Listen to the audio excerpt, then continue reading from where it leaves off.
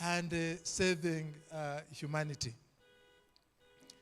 The person that we are going to be hearing a lot about this afternoon is a vet doctor.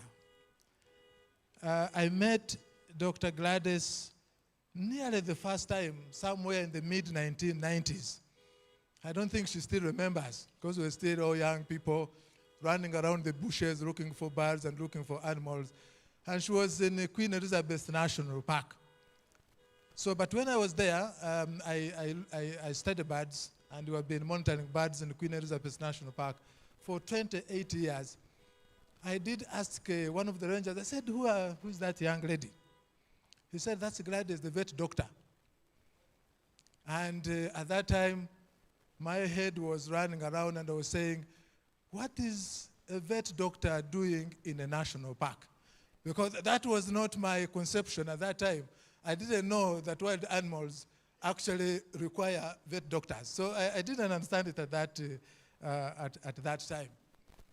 But least did I know that actually she was filling a very important gap. That me and my elder, Mr. Otakat, and even my friend Appel, who had not actually realized that we had a missing gap in conservation ecology. And Dr. Gladys Kalema was actually coming to fill up that gap. I have not read the book, I have to admit, but I had said, Gladys, please send me the book. I want to be the first person to read it in Uganda. I think I've failed because I've seen so many people with books, so I can never take that advantage. But I've looked at quite a number of reviews of the book. And you will be amazed what people are talking about this fantastic work that Gladys has done. A few that I looked at is Dr. Jane Goodall, whom I think most of us know. We know her about chimpanzees and conservation of apes in Africa and around the world. She's now the messenger, UN messenger for peace, I think, if I'm not mistaken. And she did describe Gladys' work as inspirational. Inspirational to the young and not so young. So I'm also one of those inspired by the work that you've done. Our Royal Naginda, the Nabagereka of Uganda, has also described the same work as inspirational. And I've also looked at others like Edward Whitley, the founder of Whitley Nature Foundation, for which I and Gladys have actually got awards from. He also described this work as inspirational. There seems to be consistency in recognizing the work that we are celebrating today. So in the book, when you read it, Gladys has not started now to like animals. She started liking animals before she even thought about a vet or being a professional. But she has carried that passion at the young age into a professional career. Like me, I've learned that that we need vet doctors in wildlife conservation. And the book that she has done, it's a big challenge. As I said, I've been working in conservation for a very long time. I've done a bit of publications. I have a book of my own. But there are not very many people who have put a pen to paper, actually written material. If I'm not mistaken, Gladys, you are the first to publish a conservation book in this country. I don't know of any other. Thank you very much, Gladys. In terms of publications, you have broken, I think, what most people call the glass ceiling. Now we can see the opportunity, we can see what you can do, and you have also had your footprint in libraries around the world. If you just Google internet, just put in your name and walk with the gorillas, you'll see millions of hits You've made your point, and unfortunately, we have been hearing about it. Even me, I've been close to you, we've been talking about it. I'm now going to touch this book for the first time, and I want to, because I've seen it on the internet, I've seen it everywhere. Now I want to touch it as well. I'm not the first person, but at least I can now say, I can see the book. Gladys, congratulations. Thank you very much for this fantastic work that you have done today, and we are proud of you. Now, we have a lineup of people who are going to speak today. Some are here, others are not here.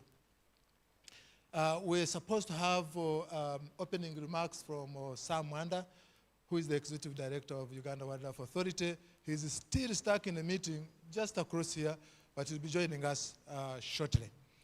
Then we are going to have some words from our elder. I call him our elder because for us, when we thought about conservation, we heard about the name Emily Otekat, and some of us were happy to work with him when he was still very active in conservation. Emily, you are very welcome. He's going to be one of the discussants at this the discussion. We're also happy to have Dr. Appel, who is also going to be giving us some words. He works with Jane Goodall Institute in Uganda. Of course, we shall have a word from our Honorable Minister. And by the way, thank you very much for, this is the 4th public talk you are attending. There are not many people who have done this. Actually, you're the first minister to attend these so many public talks. So thank you very much for living conservation and the great work that you are doing in the ministry. We shall also have a word of thanks from our Honorable Minister. But I'm mentioning these people, they are going to have their words, but today it is Gladys's day. It is you we want to listen to. It is you who are going to tell us that story. And we are eager to hear you giving us that story. And I don't want to dilute anything in it. I don't want to claim that I know anything more than I have mentioned. Ladies and gentlemen, put your hands together and we welcome Dr. Gladys Kalema-Zikusoka, the author of Walking with Gorillas, the journey of the African wildlife vet. And she's also the CEO of Conservation Through Public Health. Dr. Gladys, you are most welcome.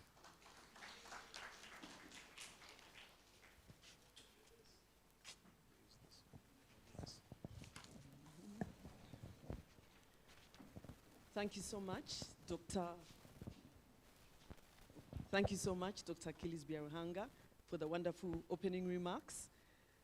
Thank you, Honorable Tom Butime, for coming to grace the occasion.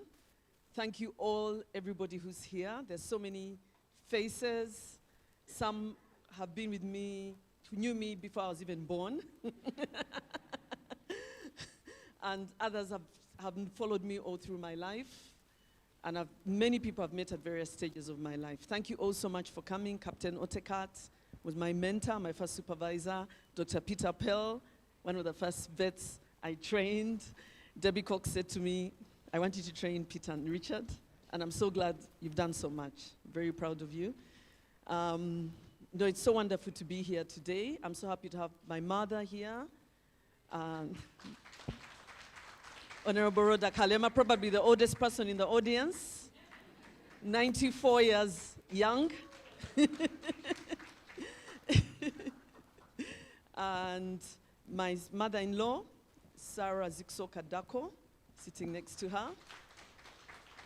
My husband is somewhere. He will appear at some stage, but he's here already. He has a surprise for everyone. Very nice that my sister Nachi Wule has come all the way from Kenya, Dr. Veronica Kalema, Nachi. And my brother, Dr. William Kalema, you may all know him, he's at the back. And all my cousins, there's so many of them. Could you please stand up, my cousins? And our wives, Florence, and my niece, Betty, Babilie, the Chiwanas, the Mudoes, Maracas, Green Hill family. Thank you all so much for being here. And no, it's so great to see you all here. You know, it's so nice to see Helga here too. Formerly with ACAS Foundation, but now doing in another sector, but still a conservationist, I know. The Shoka Fellows, Irene and Claire, please stand up. Irene Mutumba was our former board chair of CTPH. We've just had a grand entry, Fidelis Kanyomunyo, the local entrepreneur of Bwindi. He's done so much in the southern sector. You get to hear about it when you read Walking with Gorillas. And of course the CTPH team, people wearing CTPH t-shirts, Gorilla Conservation Coffee t-shirts. Please stand up for recognition. And so many people here. And Dr. Achilles Beruhanga won a very important award last year from Prince William of England. He won the Prince William Award for Conservation in Africa for his lifetime achievement. We're very proud of you. I was there to witness it in London. Because Tusk has supported our work. I've been a finalist for Tusk Award for Conservation in Africa. And he was the first Whitley Award winner in Uganda. And he received an award from Princess Anne, and I also received one from Princess Anne, and also Jimmy Ahewa. And then I want to say I'm not the first person to write something like a memoir. It was Joseph Serugo. I don't know if he's here today, but from Umoja Conservancies, he wrote something about trials and tribulations of a ranger. I'm very excited also to have Dr. Arthur Mugisha here. After Captain was my immediate boss. Arthur, please stand up. He's the head of the honorary wardens. And he started community conservation in Uganda Wildlife Authority under the leadership of Dr. Idroma and Captain Otekat. So I'm going to start off with a video. Kani, my assistant, is the video ready?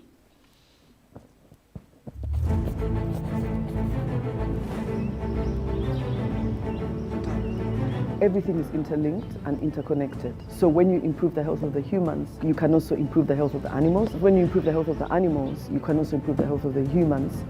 I'm Dr. Gladys Kalema-Zikusoka, founder and CEO of Conservation Through Public Health.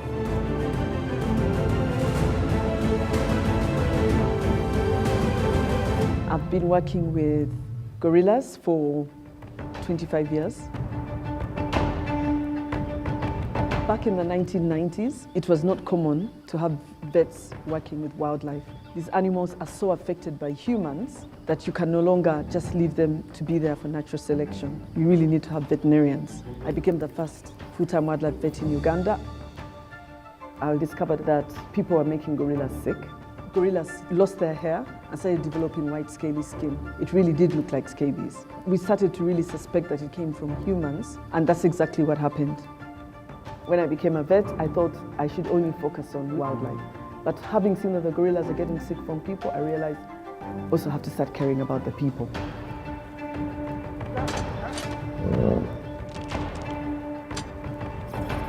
The One Health approach addresses the health of humans, animals, and the environment together. So we find that we need to improve community well-being by improving their health, working with established community health workers, and teach them to do conservation work.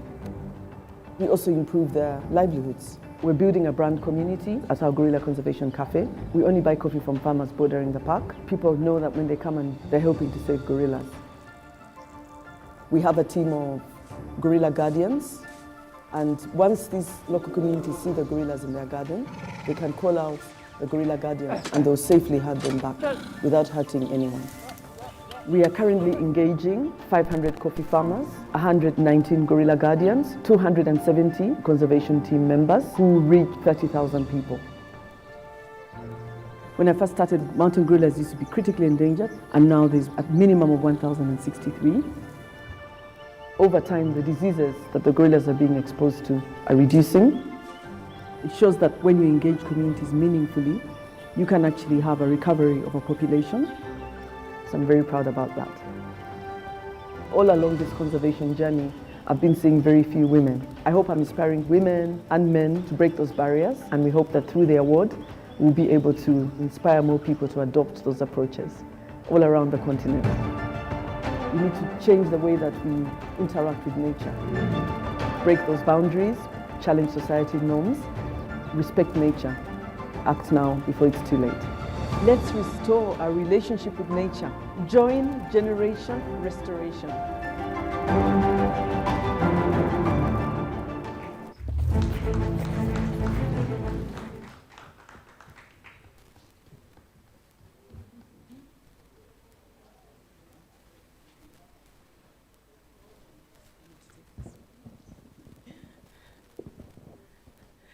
So that was a video that was developed when I won the United Nations Environment Programme Champion of the Earth Award in 2021, which was very, very exciting. And the main reason I won the award in science and innovation was because of our One Health approach to conservation, which I'll be talking about today, and is featured in the book. The person who won it the year before me is a colleague, Dr. Fabian Liandetz, who also is a vet doctor in wildlife. So I'm happy when you said, actually, you're wondering what I was doing in Queen Elizabeth National Park. And increasingly, veterinary medicine is becoming important in wildlife, but also human medicine. And we're going to be talking about that. And you must have seen coffee inside there. Some of you may not be aware that we've started engaging coffee farmers. I'm glad Sarah is here. She's an advisory board members. There may be a few other coffee people here we've invited today, but we always have to find innovative ways to try and make sure communities coexist with wildlife. I think I'll start now.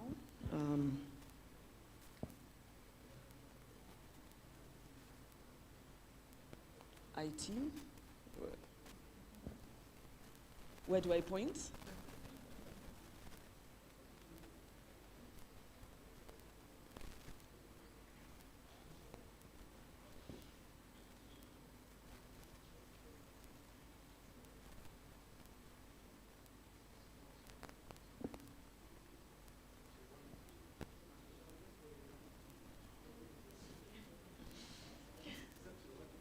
It's working. Oh, okay. I hadn't realized. So thank you all so much for coming here, and I'm looking forward to talking to you about my journey. Maybe the reason I decided to write a book, maybe I'll start off with that. I decided to write a book because I felt I had very unique experiences, and which I felt needed to be shared. Setting up a veterinary unit in Uganda Wildlife Authority and convincing people that veterinary medicine is important in wildlife. I felt, I need to write a book. But then I went to America, did a zoo medicine residency. I was working every single day apart from Sundays. Then I met Lawrence. Then we got married, then we had a child, then we started an NGO. And of course, you know what happens when you start an NGO. Someone told me you can't start an NGO and have a child at the same time. But we did. So Indigo was born.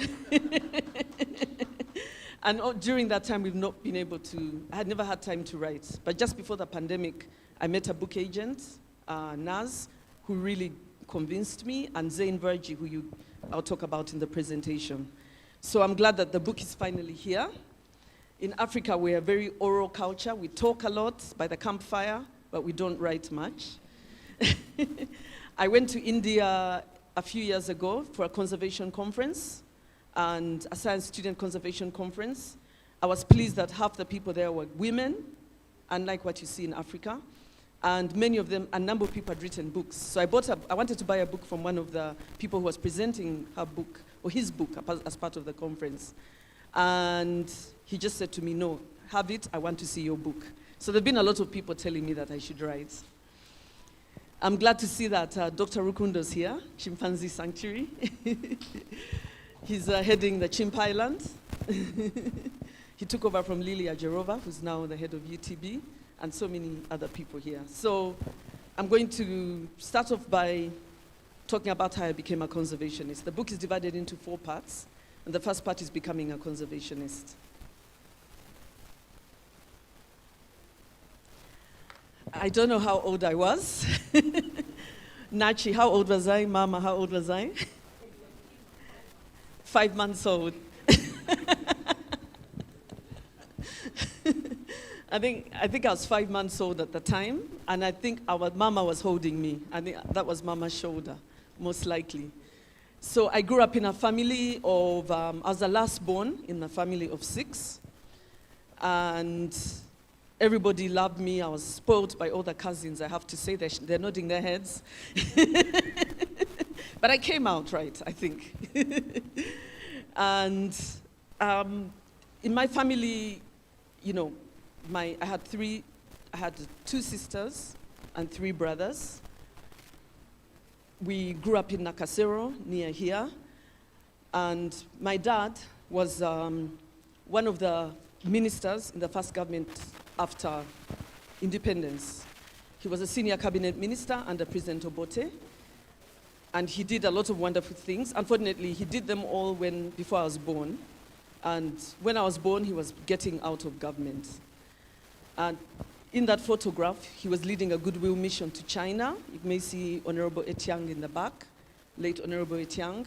Obote used to ask him to lead goodwill missions as Minister of Works and Housing. He also became Minister of Commerce and Industry. And when we remembered him 50 years ago last year, there was a photograph of him sitting in a tractor when they were developing the Kampala to Kabale Road. So that was very exciting because I always use that road to get to the gorillas. In that photo, my mom and dad were at the Commonwealth Parliamentary Association. My dad headed it for 1 year, and Uganda was the chair, and he was the chair of the Commonwealth Parliamentary Association. I think they were going to Malta in that photo. My mom was somebody who was always engaged in his work, and they were always doing a lot of things together. On the left is my grandmother, who's holding me. She's called Jaja Nalubowa. Those who know me, Nalubowa was my main Luganda name. And so my Jaja was holding me in our village, in Chiboga. It's now Chiboga district. My mom told me that Jaja Nalubowa was a very brave lady. She used to chase elephants from her garden.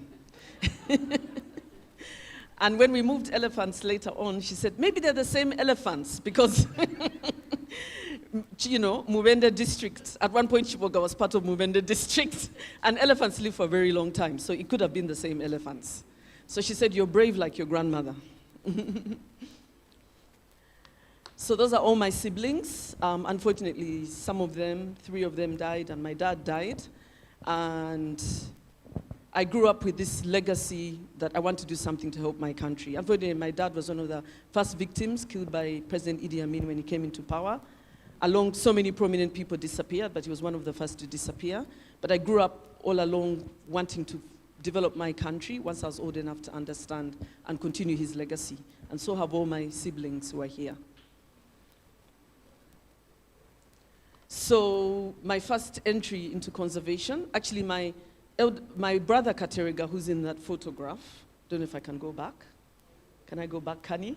So the brother, Nach is the one standing in front, the second last born, and Kateriga is the third last born. Kateriga loved animals. Well, at least he used to bring stray cats and dogs home. I fell in love with the stray cats and dogs. I used to get upset when they die. I would make my friends, Dr. Flavia Mpanga, bury them with me. She's now a doctor. And they all had to be part of this. Yeah, and later on, there was a pet monkey that used to come home and taught me a lot about how intelligent primates are. So at the age of 18, I had an opportunity to set up the Wildlife Club, revive it in Chibuli Secondary School. I did my A-levels there. During S4 vacation, between senior 4 and senior 6, I got a bit bored, because those days vacation was long. I don't know if it's the same now, but those days you'd sit around doing nothing for weeks. So I asked my mom to take me to the Wildlife Club offices, and I met Mr. Charles Birigenda, and he gave me an opportunity to volunteer. And one time a warden came from, I think it was Fred Katego. He came and he said, "We have mountain gorillas in Uganda." And I was like, wow. I said, "When can I see them?" He said, "They are not yet habituated." So that was the first time I heard about mountain gorillas.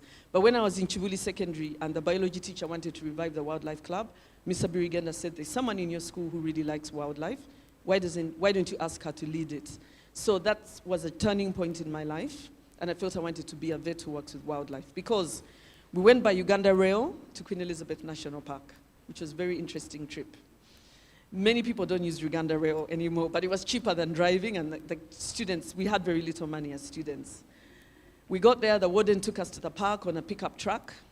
We entered the park, and they announced to us that there's hardly any wildlife, hardly any predators, so you can go on walking safaris. So they said it's safe, there are no predators. Unfortunately, they've disappeared, they've been poisoned maybe, and the elephants have gone to DRC, so there wasn't much to see. This was like in 1989. But it was really nice. Whatever we got to see, I got so inspired, but I also felt that maybe if I become a vet, doctor for wildlife, we can bring back the wildlife to its former glory. Because Sir Winston Churchill once called Uganda the Pearl of Africa, because we had so much wildlife teeming everywhere. And this was the premier tourism destination. In between, at King's College, Buddha, I can see my mate from Buddha there, Amos. Buddha was a school that all my family went to.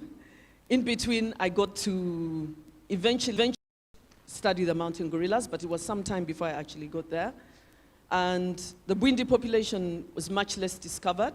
The Virunga population had been known since it was discovered in the early 90s, in the 1900s, and the late Dr. Dan Fossey studied the gorillas for a very long time, but even before her, Professor George Shala studied them for a short time. He even came to Bwindi Forest, where I read in his book. So when I was at Royal Vet College, I got a chance to study in Royal Vet College. I couldn't go to visit the mountain gorillas, because they were not yet habituated, and I got a chance to work with the chimpanzees in Entebbe Zoo. It's now called Uganda Wildlife Education Center. At that time, the Entebbe Zoo, the cages were very flimsy, and the chimps used to escape from the cages when you're not looking. And then you'd have to bring them back. They were very, very intelligent, but they were all victims of the bushmeat trade. Their parents had been killed in DRC, they had been eaten, the moms had been eaten, and the babies were too small to sell, so they would sell them to people, and they'd bring them to the zoo. That was a very interesting experience. Actually, Christine Manning from Jane Goodall Institute was there at the time. And that time, the Jane Goodall Institute was the main organization supporting the zoo. But it got me to realize how intelligent chimps are. They love being hugged, but they could also escape from the cage when you're not looking. So they were very, very human-like. Then I finally got to study chimps in the wild under Professor Vernon Reynolds. I met him when he was giving a talk at London Zoo, and Ian Redmond, who had come to the vet school in London, got me to show my photos of the chimps. And Vernon invited me to Budongo, and that was my first time to study animals in the wild. It was very exciting. We would go early in the morning, collect fecal samples that have fallen from the nests. It was a very exciting time. Then later on, I got to study I was looking at parasites in the fecal samples.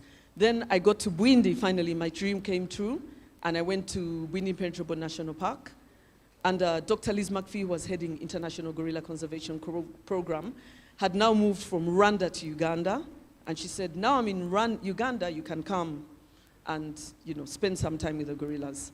So the same study I did in Budongo is the same study I did in Bwindi, but I added bacteria as well. So Liz dropped me off and picked me up after 1 month. Because when I went to Budongo, my mom told Vernon Reynolds, look after my daughter.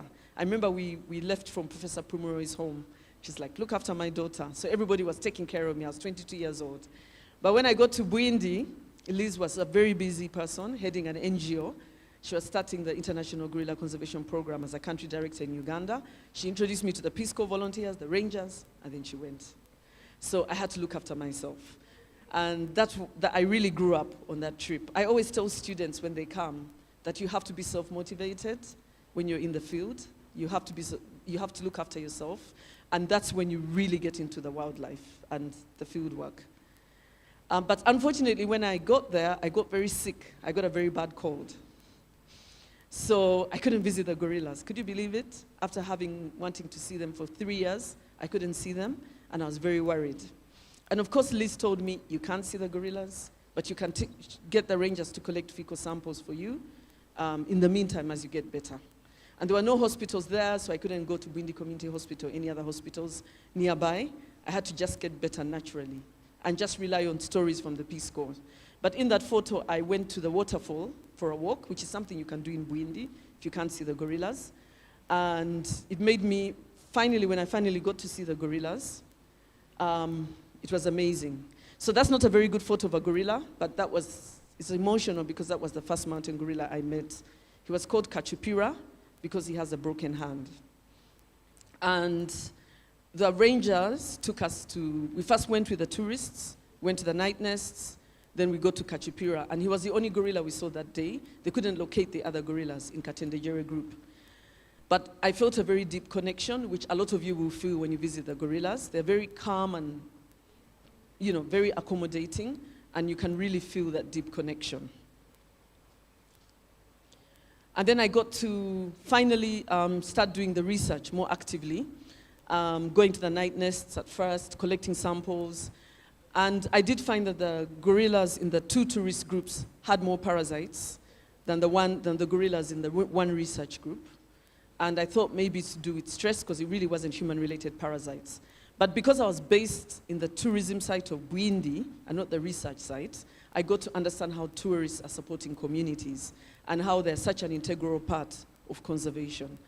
If I had been based at the research site in Ruhija, I wouldn't have had that experience. And that was very, very good for me as a vet student. And at that time, I think I want to be a full-time wildlife vet. So I wrote to Dr. Edroma.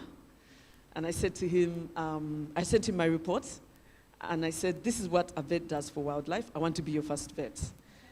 And 3 weeks later, I got a letter back from him saying, your job is waiting for you. I was shocked because I wasn't expecting it.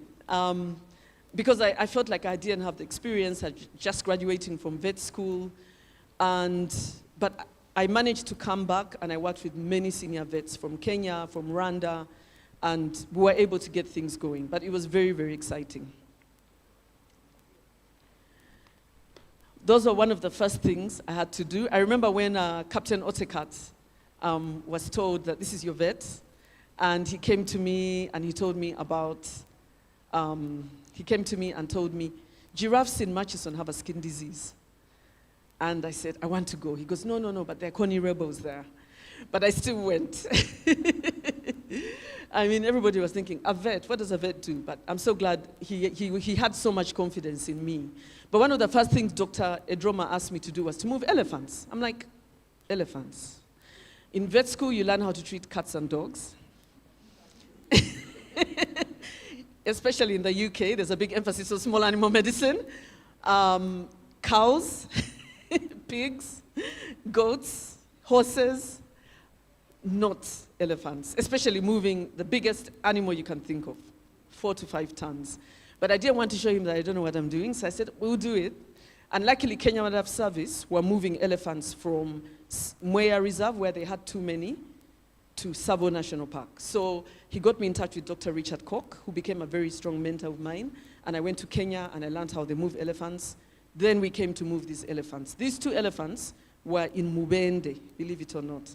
They were on the migration route between Queen Elizabeth National Park and Murchison Falls National Park. And they had got stuck there in a forest reserve. Those days, elephants could move even all the way to Kidepo. But because of human building up in the area, they could no longer move up and down.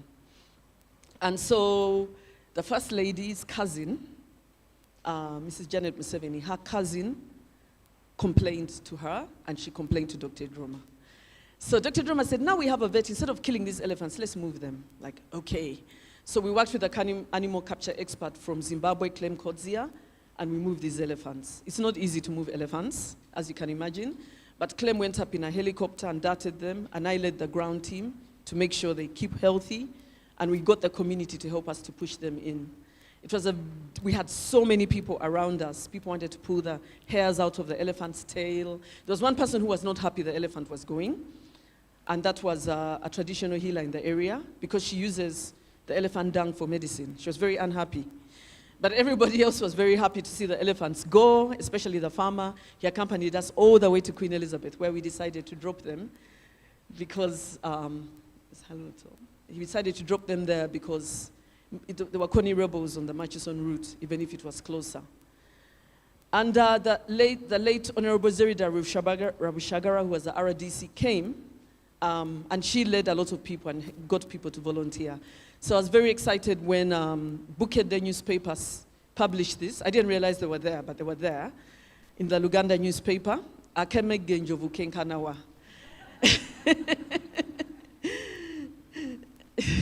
Yes, Reverend, they said that. And my brother William explained to me what it means. He says it's a Luganda proverb, you know, which basically means how small is the one who brings the elephant down? Because they said a rat can bring an elephant down. It just needs to go up the elephant's trunk. The elephant can't breathe anymore, and the elephant dies. So that was really nice to see that in the Bukede newspaper. But these two elephants never caused problems again. I remember being here in Uganda Museum, and there was a debate. Some people were saying we shouldn't move the elephants. And Captain Otekat answered and said, no, we are moving them because it's something that we can try doing. Maybe they won't cause problems where they're going. And then I came back here to talk about how that worked, and we worked with the Rocco Construction Company, who donated the trucks. And as far as we know, they never caused problems again in Queen Elizabeth National Park.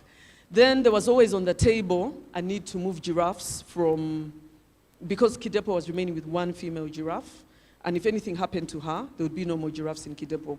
1 female and 5 males.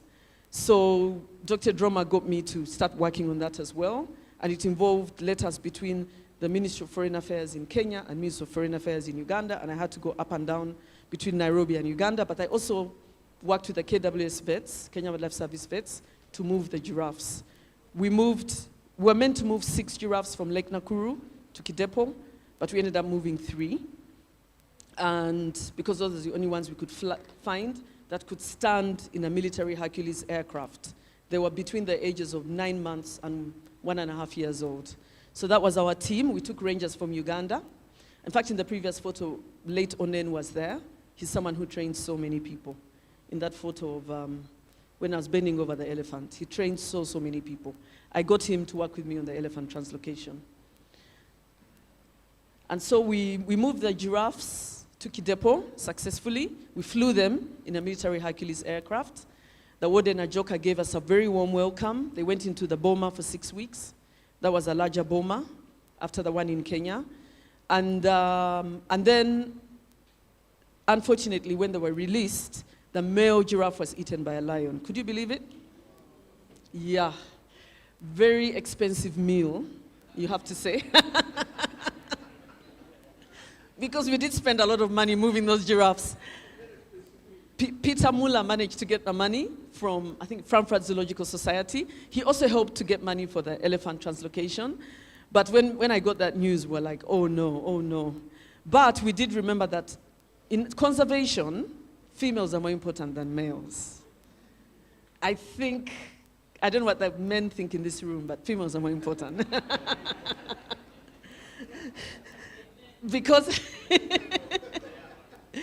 Because females will produce babies, and not all males produce babies. I mean, not all males sire babies. So, oops, is it on? Anything happening? Okay. And so poor Hercules died, and unfortunately the only female that was in Kidepo died in childbirth. We went up with Dr. Ludwig Sifat when they told us she's struggling to give birth. We got there and she had died in childbirth. Dr. Ludwig Sifat is a German vet who used to work in Makerere University. And so it was good we brought those females, and when I served on the board of UA, together with Captain Otekat, we went to review the general management plan for Kidepo, and many years later, and the giraffes had grown from those 5 to 35. So we're very excited about that. A translocation worked. And now there are even more because they brought in more from Murchison. But while working with wildlife, there was always that debate, why should you even intervene? The limping warthog is the next meal for the lion, which is understandable. When two gorillas fight, it's time for a new one to take over the group. As you heard, it's normally the dominant silverback who mates. So I learned a lot about conservation from my colleagues, a lot. But we all agree that if it's human-related or life-threatening, you should intervene. Although life-threatening, although some of it is a gray area, and everybody was concerned that you could disturb their behavior, they could be exposed to diseases, and we're always consulting with the wildlife managers and the biologists. In fact, the ranger in the photos, Amos, he's now a very famous birder. He's a Bindi ranger.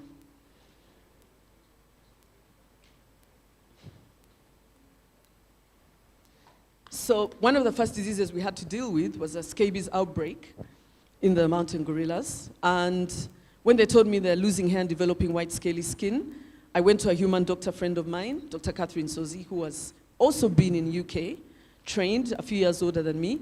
And I asked her, I went to her medical clinic in Kampala, Victoria Medical Center, and I asked her, what is the most common skin disease in people? And she said, I'm not sick, but the gorillas are sick. And she's like, scabies. Because low-income groups of people don't bathe often, and they tend to get diseases like scabies. Unlike UK, where I was, it's the first world, and people occasionally got sarcoptic mange from their pets, but it wasn't a common disease. So we went with a drug called ivermectin. And when we got there, we did find that Kasigazi, the one that we ended up darting, he was a juvenile gorilla, was scratching even under the effects of ketamine. And Dr. Richard Koch, who came from Kenya, who had given me a chance to learn about elephant translocations, he was coming to evaluate the vet needs for Uganda Wildlife Authority, and he came in and I asked him, Richard, we have an emergency, let's first go to Bwindi. He had seen sarcoptic mange or scabies in cheetahs in Masai Mara, and was the ones that were visited by very many tourists. Those that were not didn't have sarcoptic mange. And we all assumed it could be due to stress, because this particular gorilla group was down to 4 gorillas and had 6 tourists visiting. So Dr. Liz McPhee couldn't join us that day. She wasn't feeling well, and I went up with Richard. It was quite an interesting experience, because the trackers were so scared. What is a silverback going to do? So I had to train them what to do, because I'd had a chance to see it in Rwanda when they had a snare removal, and Liz had taken me. We took samples. We had 2 vets from St. Louis Zoo and a small animal vet who were joining as tourists, who Richard recognized. And we all confirmed that it was scabies, and we treated this gorilla with ivermectin. But unfortunately, a few days later, the baby gorilla was dropped by the mother, and it had lost almost all its hair, and we were able to do a very fresh post-mortem. And so then we started to wonder where it came from. And then later on, there were other diseases, like the rectal prolapse, which we were not sure if it was human-related or not. And there was a big debate whether or not I should intervene, because they said maybe they have prolapses because they have bad genes and it's already endangered population, and by saving her life, you're contributing to bad genes and an endangered population of only about 600 at the time. But we intervened on Kahara because she was a woman. She was a female gorilla. We knew she was going to have 6 babies in her lifetime, and we weren't even sure if it was human-related or not. She got better, and then she joined another group that wasn't being followed, because not all gorillas in Bwindi are habituated. Some are followed and some are not. And we hope that wherever she went, she's continuing to have babies.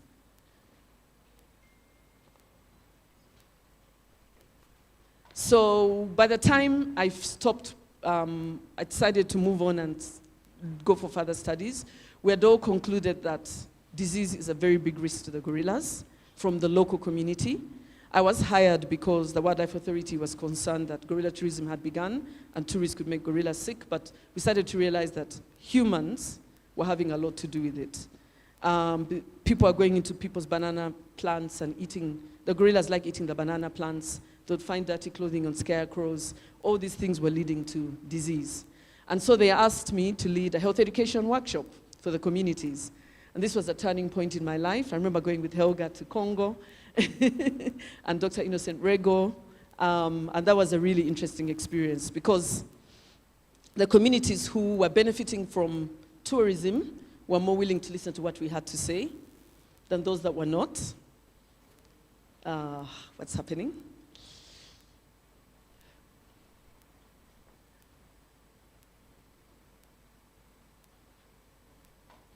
Is it moving?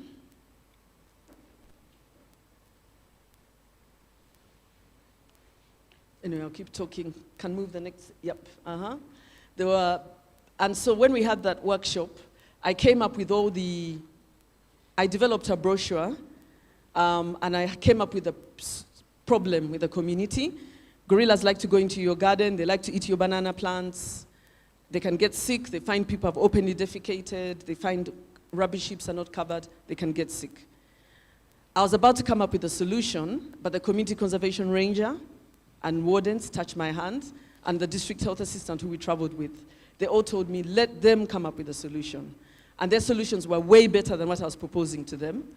And this made me realize that communities know what is best for them.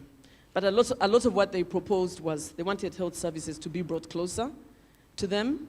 They wanted us to strengthen the human-gorilla conflict resolution team that has gorillas back to the park when they come out. And they also wanted me to, they wanted health services to be brought closer, and they wanted continuous health education. I didn't realize that people lived so far from the health centers that when they get sick, they either go to the traditional healer or they're carried on stretchers. And by the time they get there, sometimes it's too late. And that's when my One Health journey began. Realize that you can't keep the gorillas healthy without, improving the health of their human neighbors. BBC did a film about all the work we were doing with the giraffes, the giraffe translocation, they covered that, and with the gorillas, and so did National Geographic and Animal Planet. And this was actually the first book I wrote. I was a co-author with a lady who was writing books about women in male-dominated professions. So she featured me, she featured an engineer, she featured a pilot, a teacher, a social worker, and it was for children in Africa between the ages of 8 to 12. So that was a very exciting time, and I felt, well, she's writing a children's book. And actually my auntie, Mrs. Chiwana, who I took gorilla trekking with Mama, said, now you need to write a book as well.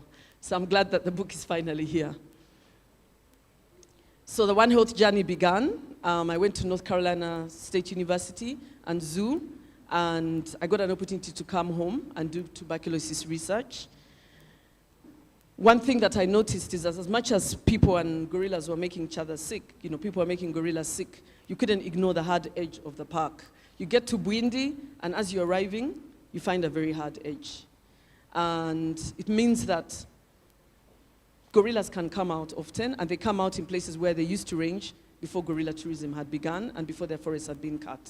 And they meet people quite a lot. People, once it became a forest reserve, people couldn't go in unless it's for tourism or multiple use. But that hard edge is always a big issue, and it's also due to high human population growth rate. Kanyonyi is one of my favorite gorillas. He was born in 1996 when I first started working in the Wildlife Authority. And his older sister, Kara, is the one I operated on when she had a rectal prolapse.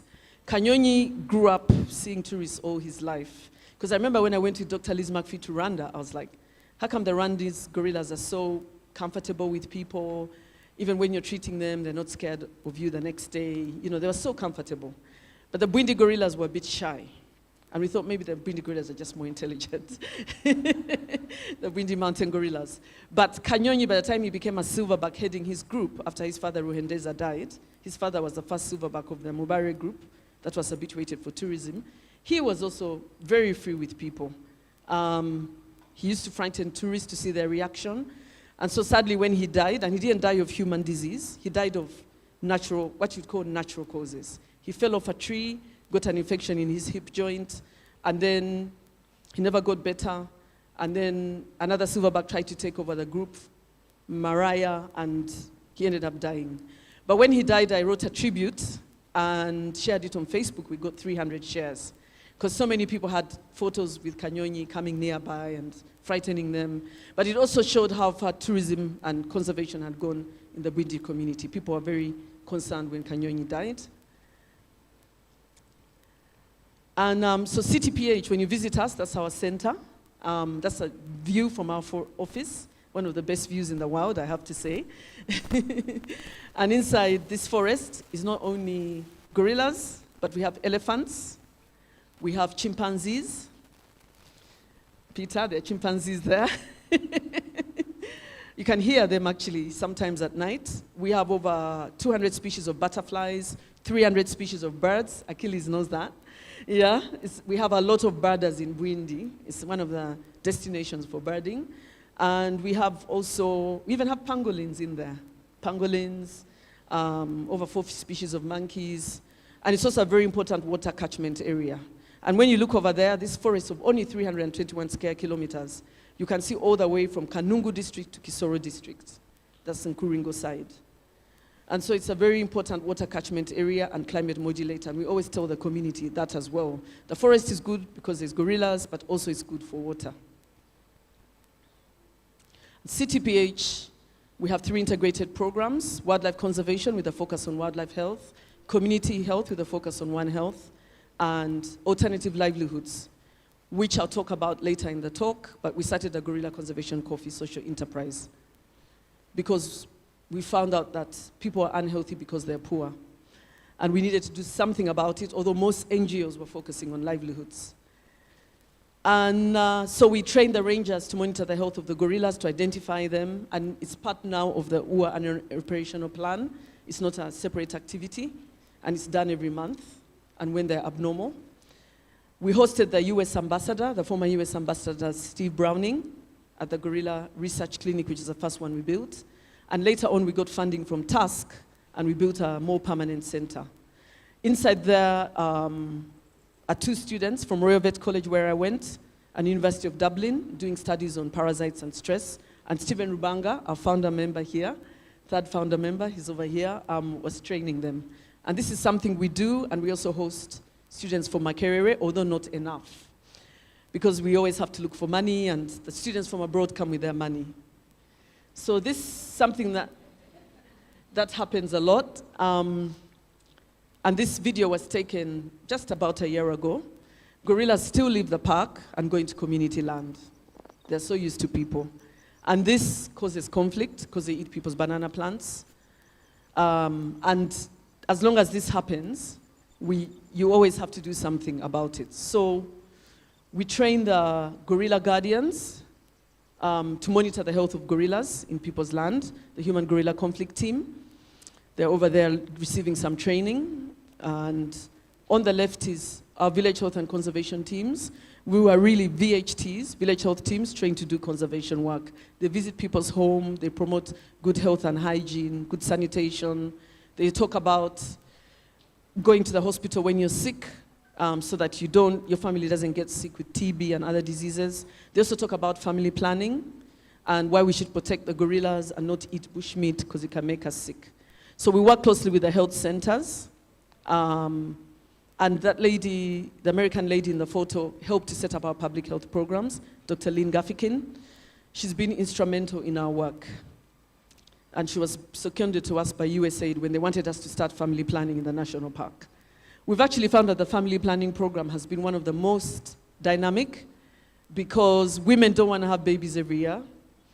People are having 10 babies per woman, and they couldn't do anything else with their lives. And with the men, they were like, okay, we should balance our family budget. If we have fewer children, we won't be so poor.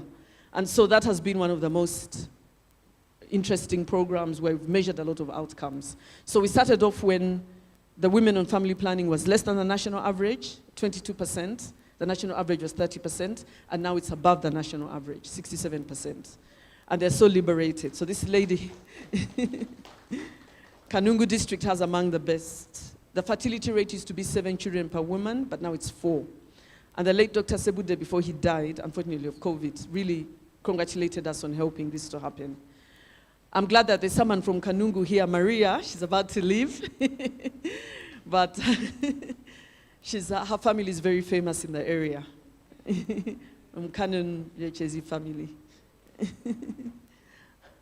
And so we got funding from USAID, and we carry out a lot of behavior change.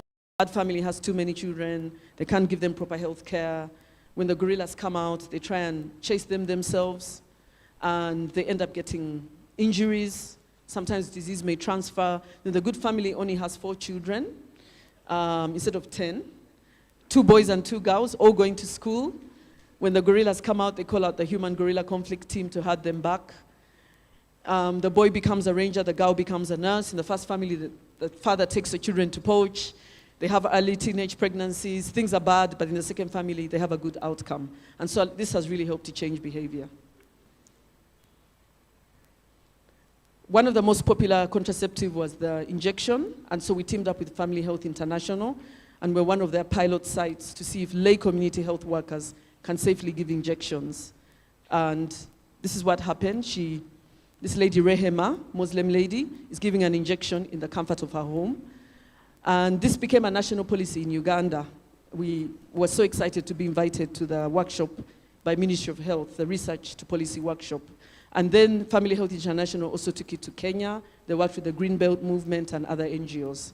So it's now becoming a policy all over the world. We've been sustaining our volunteers with group livelihood projects. Very early on, we couldn't give them a salary. We told them we want this to be sustainable. Stephen really talked to them about, this is helping your community. It should be sustainable. We shouldn't be getting a salary. Because everybody benefits. But they asked for livestock, and Stephen advised that instead of giving each one an individual goat or cow, we should give it as a group activity, which brings them together. Because he had worked in Ministry of Agriculture for 20 years, and they had learned the hard way that if you give everyone their own goat or cow, they will eat. Some people will eat it, some people will make a business out of it, and they'll forget what you did for them. Because actually, a certain gorilla in Bwindi was killed by a bushmeat poacher who had ever received a goat from Uganda Wildlife Authority. When they gave him a goat, they took his photo, and they were shocked when he speared a gorilla, because the gorilla got into a fight with his hunting dog, and he really values his hunting dog. People go into the forest to hunt daika and bush pig, not gorillas in Uganda. And so this made a lot of sense to make it a group activity. So we gave them group cows, goats, which they requested for. And when KEA was promoting Village Saving and Loan Association through Bindi Mugahinga Conservation Trust, they developed their own passbooks, put on our logo, and they haven't dropped out over the past 16 years, something we're very proud about.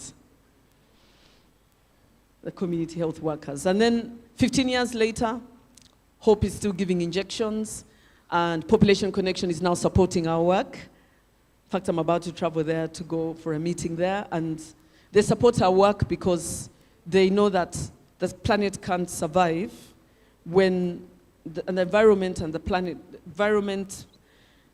can't survive if you have too many people. So they do a lot of work with Sierra Club, and that's how I met them. And they really support our work in Bwindi. So we're pleased that the mountain gorilla population has steadily grown. Through a lot of successful conservation efforts. A lot of it has really been the fact that, when you habituate gorillas for tourism, the communities can tolerate them more.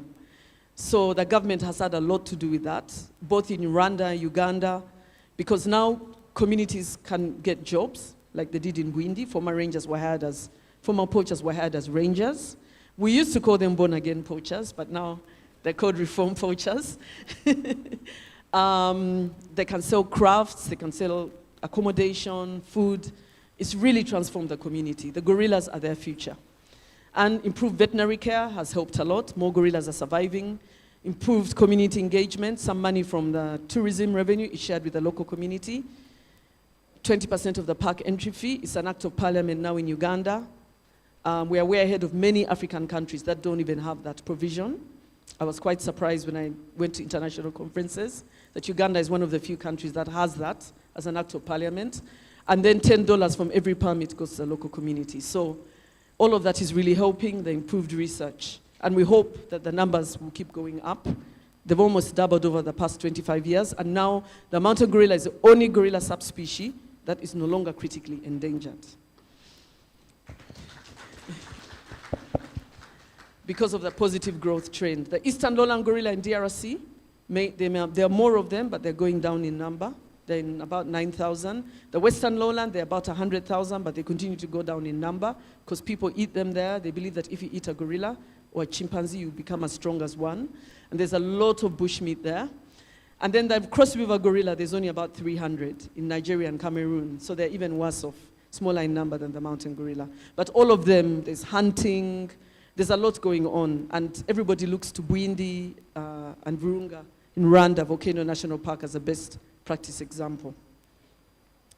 So my last part of my book is about sustaining conservation.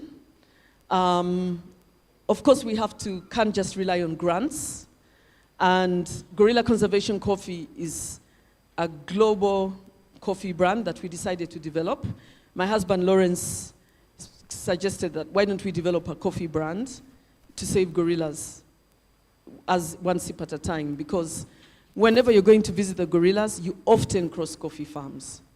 Those of you who have been there often, and they even tell the tourists that this is a coffee tree, Arabica, Robusta. Most tourists are excited because they've never seen a coffee tree in their life. Most of them have only seen it in a coffee in a supermarket or a cafe. So they're enjoying, that's all part of the tourist trail.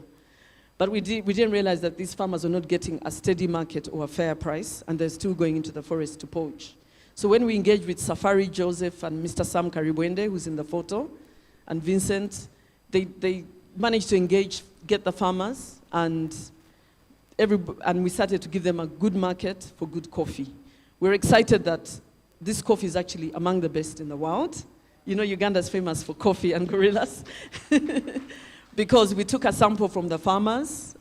Aid Child helped us to find Coffee Review in America, and they sampled it in California, and it was the top 30 coffees in 2018, along with Costa Rica, Colombia, Rwanda, Burundi. So in Uganda, we have the best coffee in the world.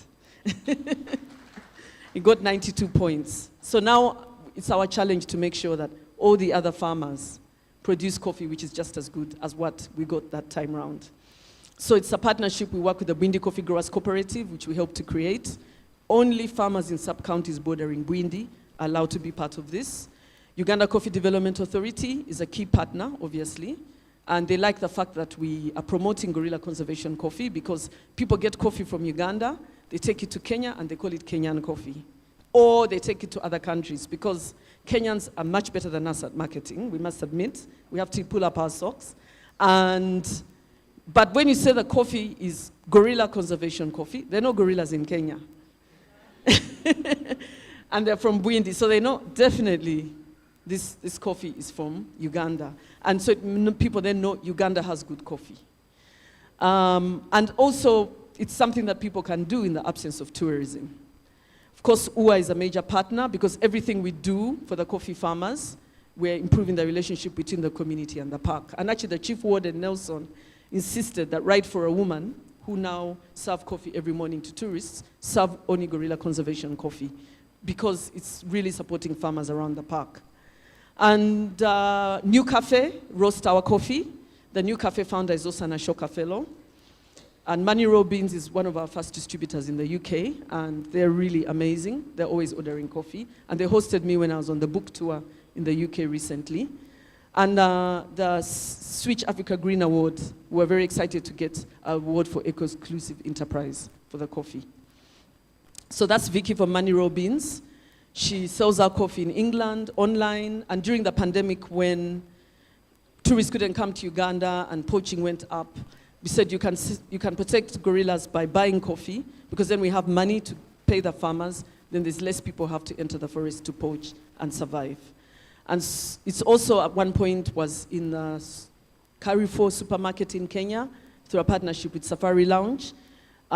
We used to have a partnership with Pangos, it's now Credo in America, and New Zealand are also buying the coffee. And in Entebbe Duty Free, every week they order coffee. They were our biggest customers, the one in Entebbe. Because a lot of people may not make it to Bwindi, but when they buy the coffee, they feel that they're doing something for gorillas. So gorilla tourism is one of the most lucrative activities in the whole of East Africa now, in the whole of East Africa. In 1996, there were just 2 gorilla groups, 12 people per gorilla group per day.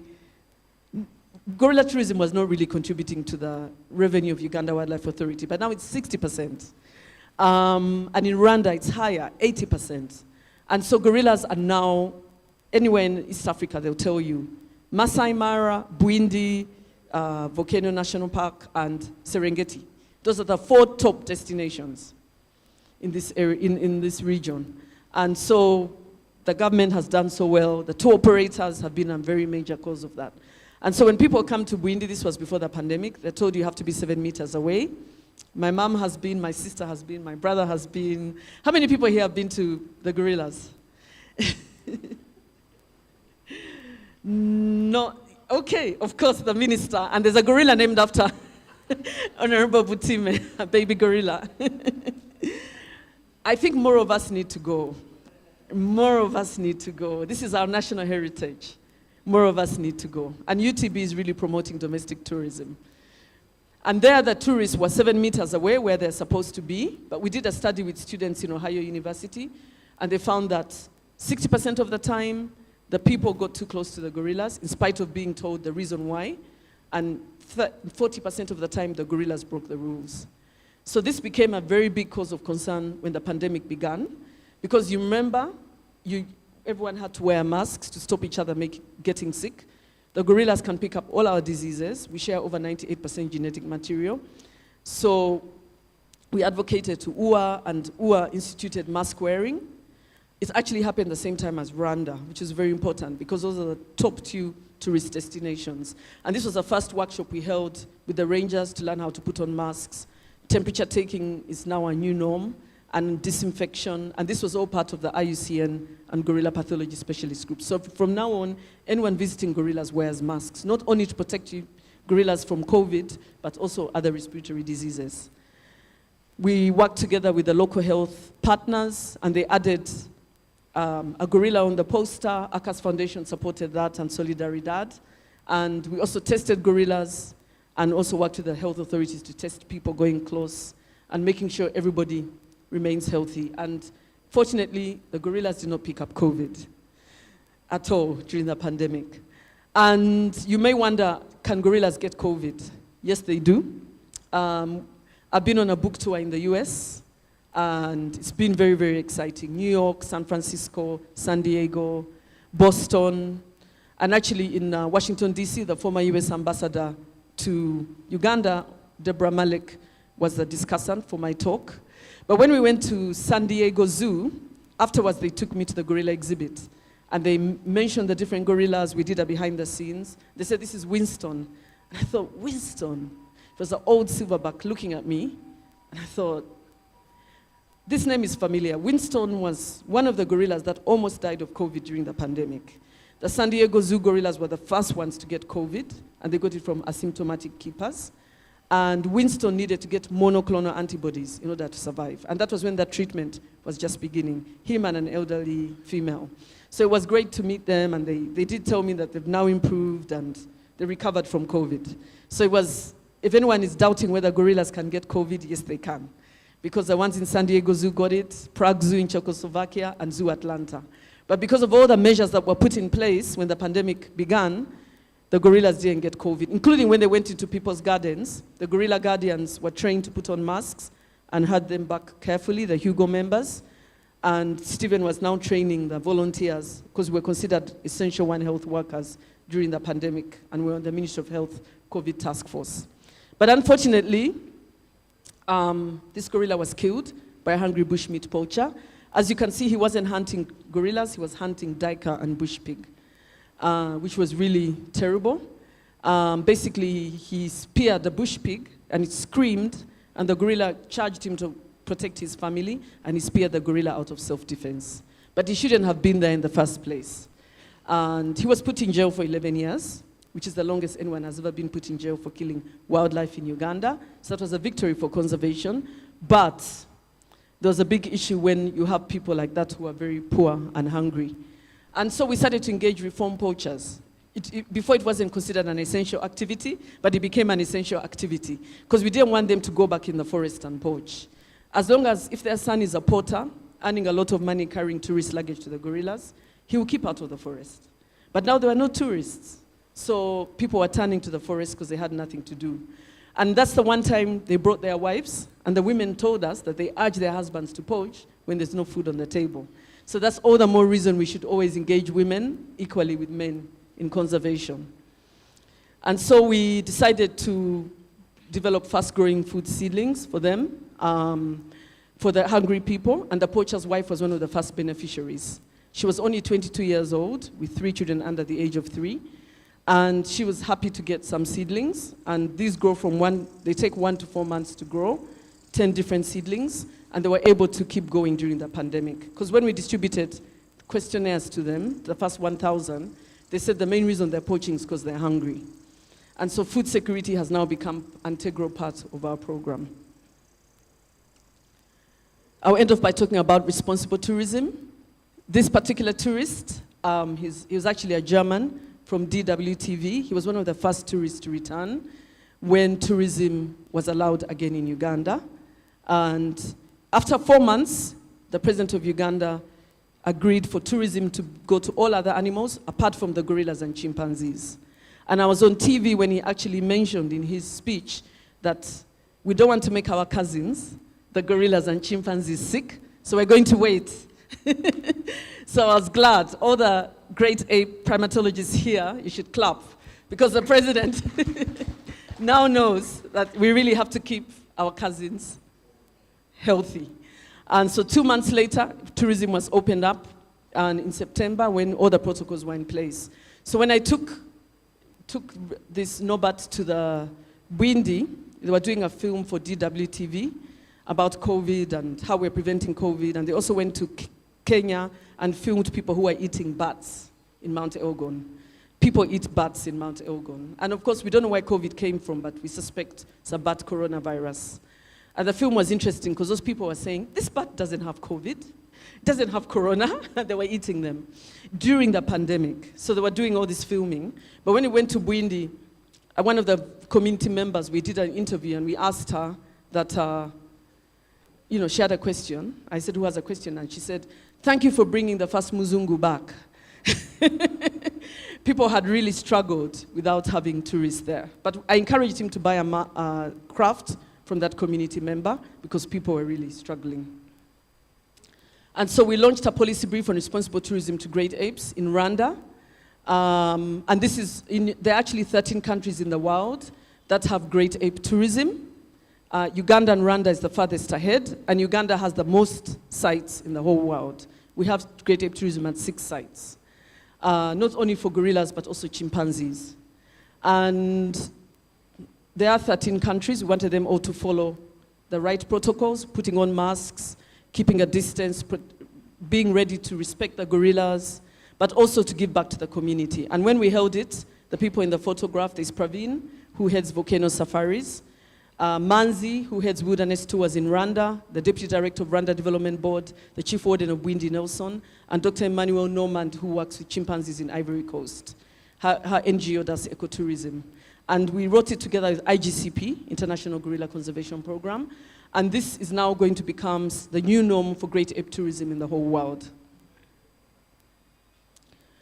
I'll end off by talking about women in conservation. When I first started out, there were no female rangers. None. And now 20% of the ranger force is women. So, which is very exciting. They carry guns, they go to the field, and this particular ranger called Goretti is very, very motivated, highly motivated. And I went with her on the first day when we started to wear masks to the gorillas. And these masks were made by Right for a Woman because surgical masks had run out. And of course, we engage them in conservation through our work at Conservation Through Public Health. Half our volunteers are men and half are women. I'm a member of the Women for Environment Leadership Council, where we are trying to build female potential leaders, so females' potential to become leaders. Over there, we find that there are hardly any institutions headed by women. Uganda Tourism Board is a great shining example with Lilia Jerova, but almost all over the world, there's hardly any. And so Rosette Rugamba, who used to be the head of Rwanda ORTPN, is one of the Leadership Council members, together with Leila Haza, who initiated it, a number of other women. So we're on there, and what we do is we train women, we mentor women to realize their leadership potential. So Dr. Emily Otali in Kibale has been one of the beneficiaries, and Samantha Mwesigwa, late Kakuru's daughter, is also one of the beneficiaries. We started the APS. Many of you were around when we started the African Primate Society. And we had the second conference in Entebbe. And this is all because we want to build African leadership in primate research and conservation. We're tired of going to conferences and they're talking about primates in Africa and only 10% of the people are from where the primates are. So through APS, when we had the 2 conferences, the first one was in Ivory Coast. The president, Inza became the president, I became the vice president. 80% were Africans presenting talks, abstracts, posters. And then 2 years later, it was in Botanical Gardens, Botanical Beach Hotel in Entebbe, and was 85%. And at that conference, we had the former Minister of Tourism, Honorable Kamuntu, who opened it on behalf of the Prime Minister. We had the Japanese ambassador, we had people from Nigeria, and so many people from around Africa. And they went back and told on the radio and said, we shouldn't eat our primates. Uganda is benefiting, they don't eat their primates, they're getting a lot from tourism, we shouldn't eat our monkeys here. So it really helps to build that homegrown movement in Africa, and we published this. Dr. Ras Mittermeier is the patron of APS, and actually he also wrote an endorsement. So we started engaging school children with support from National Geographic Society and Global Green STEM, and we work with 10 to 24-year-olds. And on World Environment Day, they did a lot of very nice things to reduce the rubbish around the park. We're excited to take the former US ambassador to the gorillas in January. The current US ambassador, Ambassador Natalie Brown. She loves animals. She volunteered at the zoo for 1 day, having read Indigo's book. You see it outside, my older son's book. And she became a big advocate of mask wearing after that trip, and she tweeted about it. That's me. In 2000, I took my mom gorilla trekking. Mama went trekking with Auntie Rita Chiwana, and everybody was so excited to see her. Everyone walked extra slowly so she could make it. The gorillas were near, and she was 70 years old at the time. So if she can go trekking, anyone can.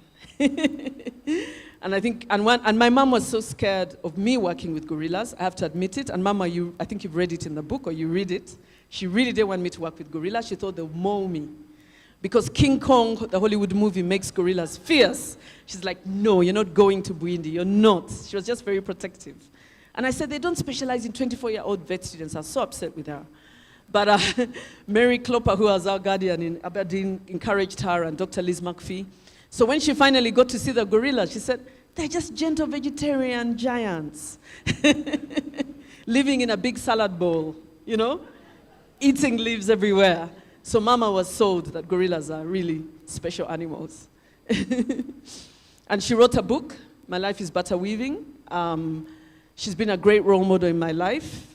She's one of the first women members of parliament and encouraged so many women to join politics, and mentored the former speaker, Honorable Kadaga, the former vice president, and a number of women. So her book talks about that and being part of the women movement in the 50s and reviving it again after Idi Amin had abolished them, but they were revived under President Museveni.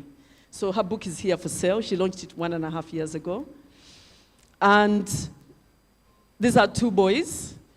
One thing I've learned about the gorillas, people always ask me, they're better than us human beings in some things. They're very good mothers, and they're better than us at birth spacing. They have a baby once every 4.5 years without any contraception. If human beings did that, the world wouldn't be overpopulated. We're now reaching to 8 billion. Can you imagine? And so we did the same with our boys. Our boys are 4.5 years apart. We learned from them. Yes, we did. So, and it's great because by the time the new baby is born, the old one is emotionally independent from the mom. They can build their nests, and they can help to babysit the younger one and teach the younger one a lot of things. So Indigo and Tendo are 4.5 years apart. And it's great, they've developed very well. Indigo really looks after his brother if he's not fighting with him, which is great, because boys always fight. And that lady over there is called Zain Verji. She came to interview me for CNN African Voices at the same time that they interviewed the UA for, Marketplace.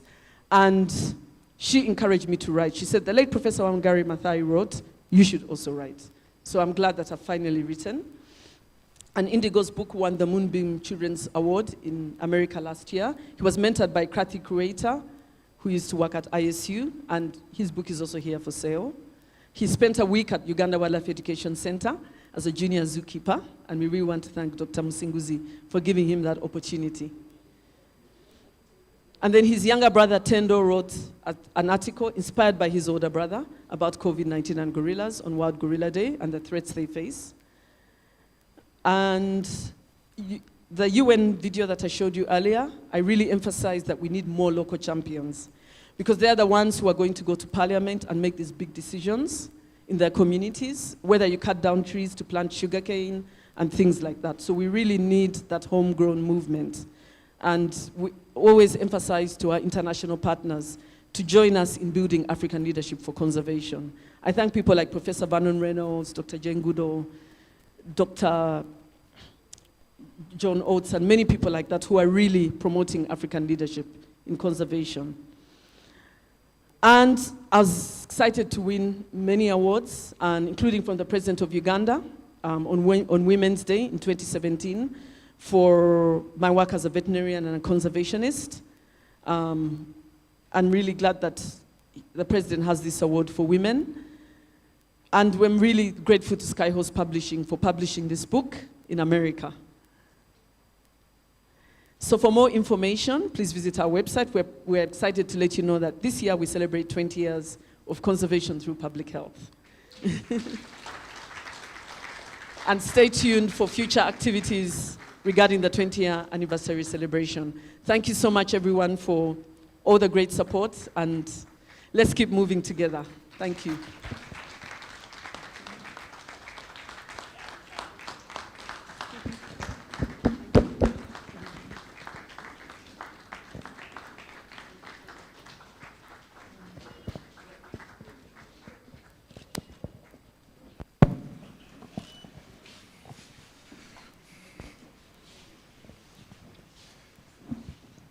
Wow. Thank you very much. You could have continued for another 1 hour and would be very attentive and listening. Please give Gladys another applause. Fantastic presentation. Thank you very much, Gladys. If I was there, I would have joined your mom to discourage you at that time from working with mountain gorillas because you seem to like the big things. You are just moving elephants, you are moving giraffes, you are, researching mountain gorillas. You like those big things, and your size was not, yeah, I would have joined your mom to discourage you. But now we know that would have lost a lot of potential. Thank you very much once again, Gladys, and we are excited. So the book is out in Uganda. So there you are. I don't know how many they are. When I talked to Gladys, she said she would come with limited numbers. I think at some point you will tell us how to get copies if you cannot have enough in our libraries. Oh, they arrived finally. Okay, fine. They're enough for everybody to get a copy and a signature from. I think we have to reserve some time for doing that. Let me allow a few people to make comments before I can give the audience a chance to ask questions or make some comments. I will start with our elder, Mr. Emile Otakat. He's done quite a lot. We are waiting for your book as well. I'll be happy to host. I'll be happy to host. He's the chairman. I think you are the vice chairman of the honorary wardens, for which Dr. Mugisha is the chairperson, and is also the presidential advisor, if I'm not mistaken, on wildlife and tourism. Isn't right? Thank you very much, Otakat. Here you are. Your remarks and comments about Gladys and her work. Thank you very much, Achilles. Can we give another big clap to Gladys? After hearing from Gladys, I almost lost what to say, what to discuss. I'll come and tell her that bravo, Gladys. So thank you very much. I'm Otekat John Emily. They call me captain, like you have heard Gladys say, of course I'm a flight captain, trained by UWA, Uganda Wildlife Authority, Uganda National Parks.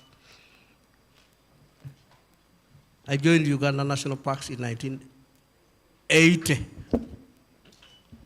long way back. But I joined the Wildlife Clubs of Uganda that Gladys talked about in 1976.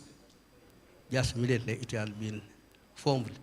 So I could easily be among the veterans of wildlife conservation in the room. Honourable Minister, I think let's give a big clap to the Minister once more. Honourable Tom Butime, you know, thank you very much for loving wildlife.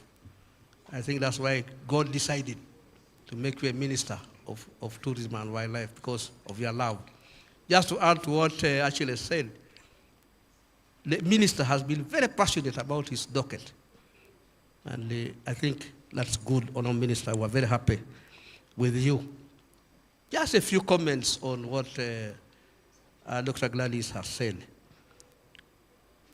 When she called me to be one of the discussants, I was very excited because, like she has said, I was one of her first supervisors when she joined Uganda National Parks. I was the Deputy Executive Director to Professor Eric Droma, who was a wonderful Executive Director at that time. And I was very excited when she told me, please come and talk as a discussant of my paper. You know, writing a book is not a very easy thing. Like Achilles, you have said, I'm busy writing also. Now, her writing this book and producing her book has given me more impetus now, even to write mine and write probably even a better one. She's the second one among us to write a book about wildlife, like she said. Joseph Serugo was the first one. I thought I would be the second one, but again I've been beaten. I hope now I should not be beaten to be the third one. So I think I should try my level best to be among us those. Now I like Gladys for one thing, her passion for wildlife.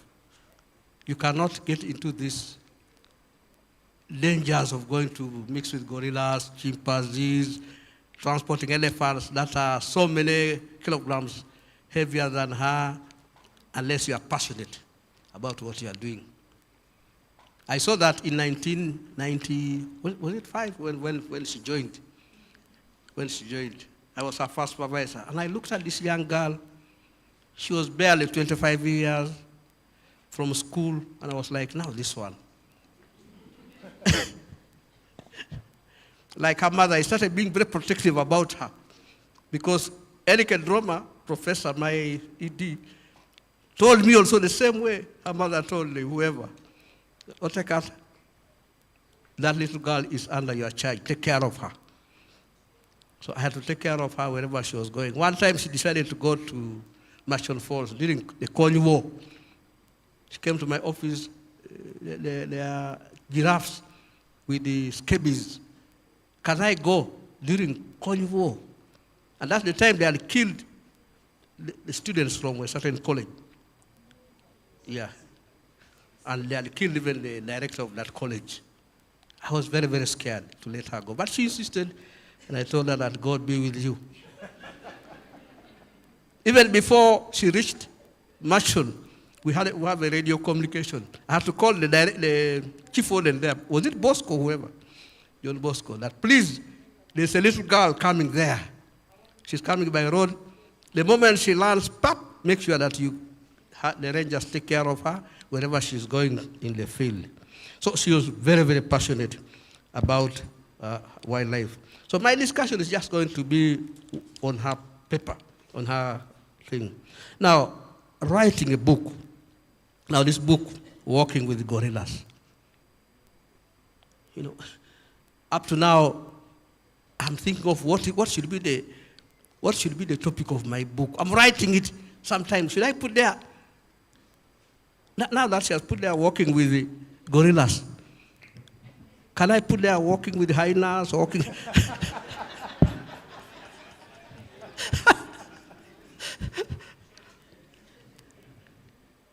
Because one time, me and the late Labongo had a very interesting story. Our wives were teachers. So they were teaching in Lekatwe. In Queen Elizabeth, there was a school called Lekatwe.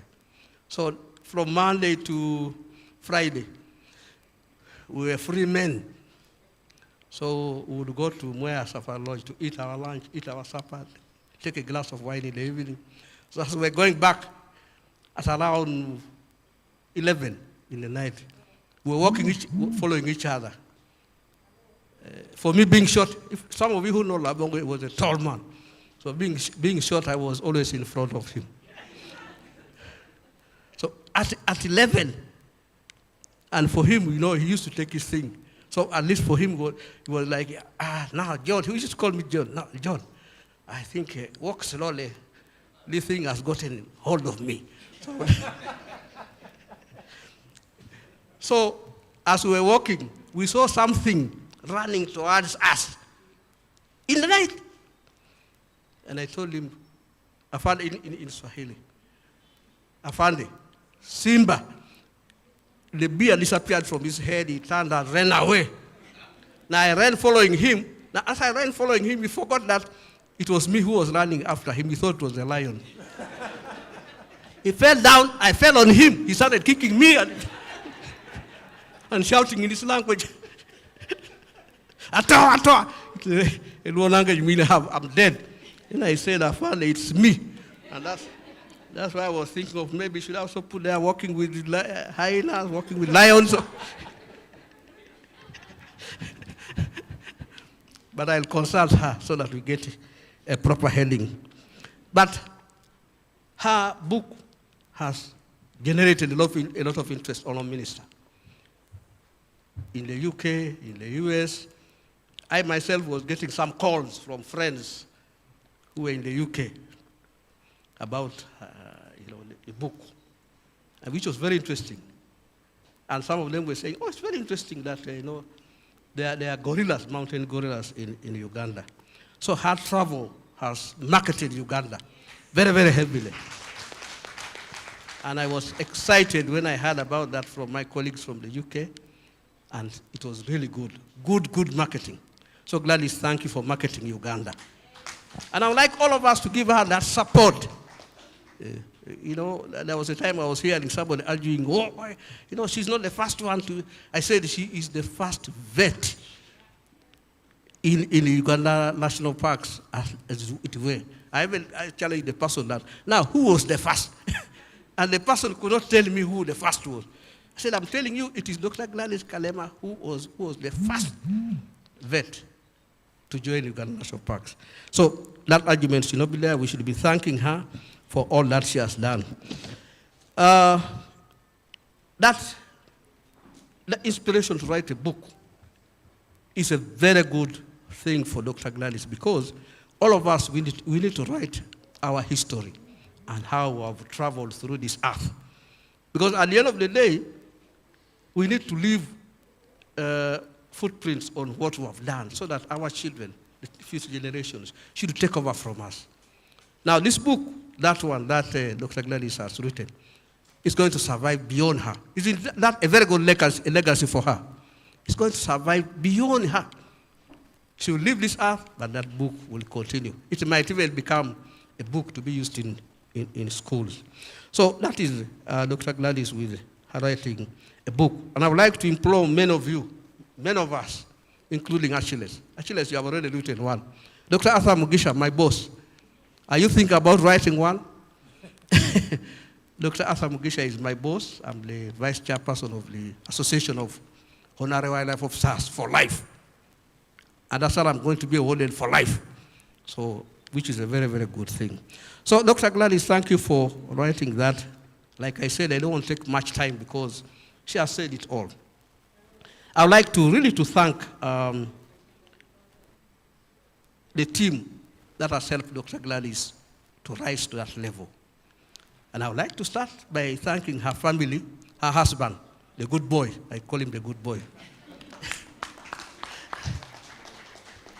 We have come a long way, even including that good boy. Like I've come with the wife, Gladys, for his wife for a long time. Ever since the two got married, we have come a long way. We call each other, he's a good boy, and that's I'm a bad boy. Why? Because we're trying to buy some cooking utensils that would preserve fire. No, you don't use a lot of fire with those saucepans. There was one called the bad boy. So I was immediately called bad boy. Then I also called the Zikusoka a good boy.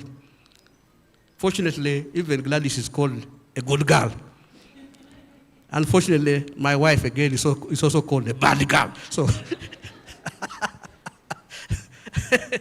that's how far we have come, the two families. So the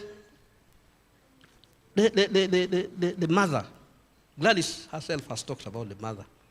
Today when I greeted the mother, Mama Rhoda, she was able to remember, even her at her age, that, oh, take her, Captain, take her. You are the one who has mentored my daughter. I remember Mama Rhoda. And yet, she is the one who has played the biggest role in making sure that he mentors a girl who has excelled in her work, like Dr. Gladys Kalema, including the children. Tendo and the in Lego. Those boys, ever since I met them when they were still young, I think they got a very good learning from the parents. They are very, very, very enthusiastic about wildlife. One time they were asking me, so you became a pilot for what? I said, a pilot for animals. So one of them was asking me, a pilot for animals, what do you mean? I said, for me, when I'm in the park those days, mine is to go and check whether the animals are faring well, whether there is no poaching. Then they said, even us. Then I told them, but it is a bit dangerous because I was shot thrice when we were flying around Kilepo with my former boss, Paul Salinaluma, who happens to be a relative to Dr. Gladys Kalema. He's the one who interested me to fly the aeroplanes. And I'm very highly indebted to Uganda National Parks and to UWA and to the Minister of Tourism, Wildlife and Antiquities for having trained me. I'm one of your students, Honour Minister. So we should all write so that we leave a legacy behind. And we should leave something for our children. We should leave something for conservationists. And I'm very happy that all of you have come here in big numbers. I'm happy about the gentleman from Buhoma, the community. Can you stand up? Kanyamunyu. Unfortunately, Kanyamunyu never grows old. You can see my hair now, all gray. But Kanyamunyu, I saw Kanyamunyu when he was still a young man. He's still very, very strong. Thank you to your wife for having kept you that strong. So mine is just to thank Dr. Gladys, just to tell her thank you very much for writing this very, very educative and inspiring book. Can we ask you to write more? Because normally when one writes a book, they're inspired to write even more. So can we ask you to write many more? And all of us, like I said, should write a book. Once more, thank you very much to all of you. Thank you, Gladys. Thank you for coming. Honour Minister, thank you for coming. God bless you. Thank you very much. Elder Otekat, with all these jokes, I look forward to reading your book. I think it will be extremely interesting. Okay. Working with highness. I look forward to that one. Thank you very much, Mr. Otekat, for those comments. May I again invite Dr. Peter Appel, is the director of Jane Goodall Institute, to also make his remarks. Thank you, Honorable Minister, the Chief Guest, Gladys. Ladies and gentlemen, invited guests, it's indeed a great pleasure to be here. As I've been introduced, my name is Peter Appel with the Jane Goodall Institute. Like Gladys, I am a wildlife veterinarian. But I am because of Gladys. Really. And today, as I discuss, I'll really be highlighting in line with the title, the befitting title, The Journey of an African Wildlife Vet. Gladys, as the captain has just said, I want to confirm, whoever you're arguing with, Gladys was the first. I would like to confirm Gladys was actually the first, and she broke a very difficult ceiling for a young girl to break through in a field that is, even up to today, still virgin. Today, almost 30 years later, we don't have more than 30 wildlife vets in this country. Actually, 20. I see Joshua, another wildlife vet, shaking his head. I don't think we're more than 14. Just to show you how difficult it is that a much-needed profession that has significant benefit to one of the biggest economic drivers of this country has 14 people holding it. 14, literally. And that seed was planted by Dr. Kalema. And for that, we shall forever be grateful. She literally hunted for us, at least for me. In her book, page 121, she says, on arrival at Entebbe Airport, I found a new Ua vet, Dr. Okori. That is number 2.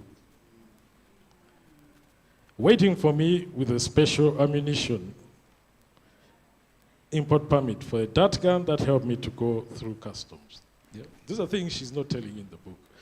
She carries special ammunition that needs special permission. Yeah? Some of those things, you don't just carry a dart gun. It requires specialized permission.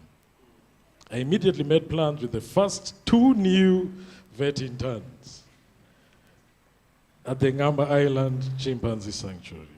Number 3, Dr. Peter Appel. And number 4, Dr. Richard Suna. Yeah. So she literally took us to Queen Elizabeth, and you can read this page. I don't want to spoil the reading for you because you have to read, but there are quite some interesting moments captured in there. So she whisked us off to Queen Elizabeth National Park. I had been working with cats and dogs, and I thought I was really competent and good, and she introduced me to the world of buffalo, literally shoving me right into the wild to handle buffalo. On one occasion, which she should have really written here, they left me, you know, when you dart a buffalo, this is around a 7-ton animal, and this is my first time. You dart with a drug that has to be reversed afterwards. Yes? And you have to reverse by making a direct injection into a blood vessel. And I did, because she was training us how to do this. But I wasn't following protocol, and she's a slicker. She's really tight about protocol. You have to do things the right way. Me, I had worked with cattle. I knew where the blood vessels were, and I just went in. And I remember I was being told, really, do a proper reversal. So I withdrew, and I had to try again, but I'd given half the dose of the reversal. Luckily for me, there was a Ua ranger, and when the buffalo woke up, we stared at each other and both ran in the opposite directions. So, for a lady, an African lady, to work in this field, there are a lot of challenges that she has persevered for all these years is in itself an amazing feat. And her perseverance continues to plant seeds because together we have trained more veterinarians, some of whom I see here today.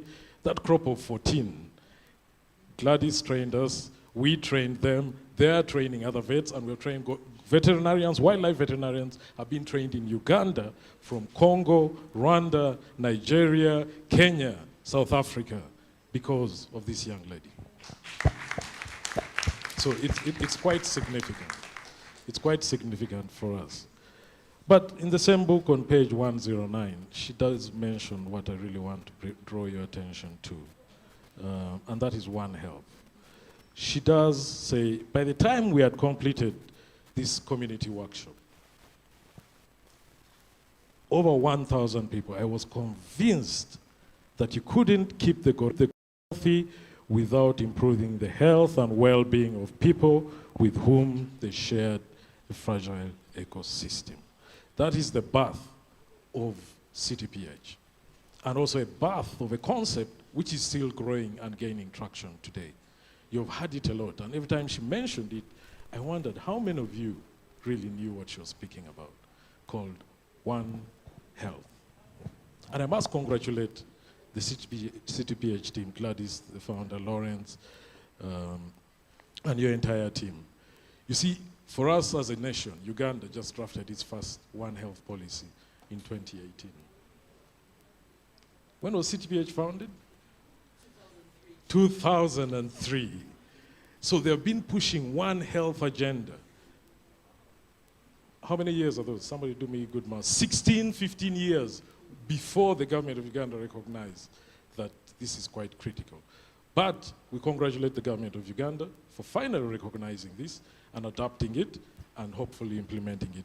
Just another sign to show you that Gladys is a trailblazer and opening new frontiers. And why is this significant?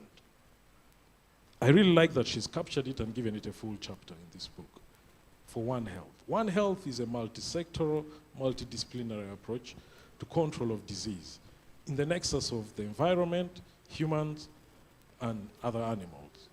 It brings together other stakeholders to predict quite early and then respond. If we bring One Health to the fore, if we follow Gladys's vision, the CTPH model, we will be saving this government a lot of money and a lot of disaster. Uganda is a hotspot for emerging infectious diseases. A hotspot, a global hotspot. Every year, 5 new diseases emerge. I promise myself I'm not going to go scientific, but I have to. Bear with me. Every year, 5 new diseases emerge. Of those, 3 are of animal origin. Every year, 5 new. Of those, 3 are of animal origin. Over 60% of diseases in humans, infectious diseases in humans, over 60% of animal origin. Now, do you see how important it is that a One Health concept comes to the fore? The kind of mission and drive that CTPH is bringing, what is written in this book. And she elaborates quite broadly about the information in here. And it's the bedrock and the foundation of conservation through public health. That you can intervene from an environmental perspective and prevent even somebody from going to hospital. So Achilles, I want to re-emphasize, that talk that you had last week is a true gospel. Because you find in rural areas in Uganda, access to healthcare is really weak. Poor rural households and increased populations are pushing boundaries, destroying habitats and bringing humans in closer contact with wildlife. And this contact is where there's that interface for disease transmission. At shared water points, at those hard boundaries that you saw in Gladys's presentation. That's where disease jumps from one population to the other, and before you know it, boom, social disruption, economic downturn, heavy burden on the Ugandan taxpayer, hospital services not there. And yet, with the kind of intervention that Gladys writes in this book, the kind of work that she has done, that she has pushed, breaking new boundaries, could save us all that. So beyond just reading this book for entertainment's sake, read it critically and understand the context and the content that lies therein. The journey that she has walked is a hard one, and she's still walking it, and we implore you, Gladys, keep walking. My book will be following Gladys. Oh, yeah, walking behind Gladys. Yeah? Because at every step I've walked behind Gladys, and I've never regretted. And we're glad to be here today. I thank everybody who stood by her, stood with her through this journey, and I encourage you to read this book. It's definitely going to be one of those key reference books. At the Jane Goodall Institute, we have learned from her, literally. We call them in. Jane Goodall is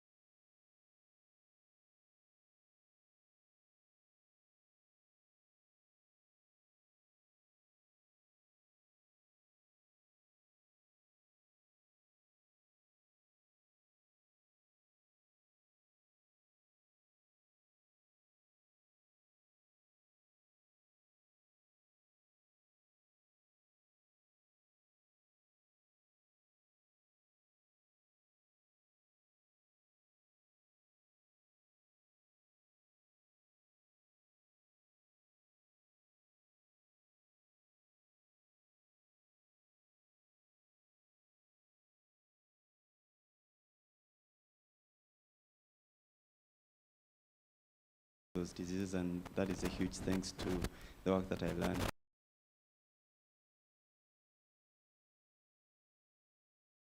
Two questions or take-homes for people. One, throughout your journey, what was that time that you almost gave up, and what kept you going? And I think that might be a huge inspiration to people who want to continue, because it's very easy to give up on what you want to do. So what kept you going? And then the other is living in a world where human population is growing and the interaction between humans and animals is getting more apparent. For people who are not working in the conservation space, what do you think they can do on a personal level to be able to contribute to that space? So thank you. Yeah, your name, please. It's Shaban Senyange. Thank you. I see. Okay, right. Yes, your face looks very familiar, but can you give the microphone to Mr. Kanyamunyu?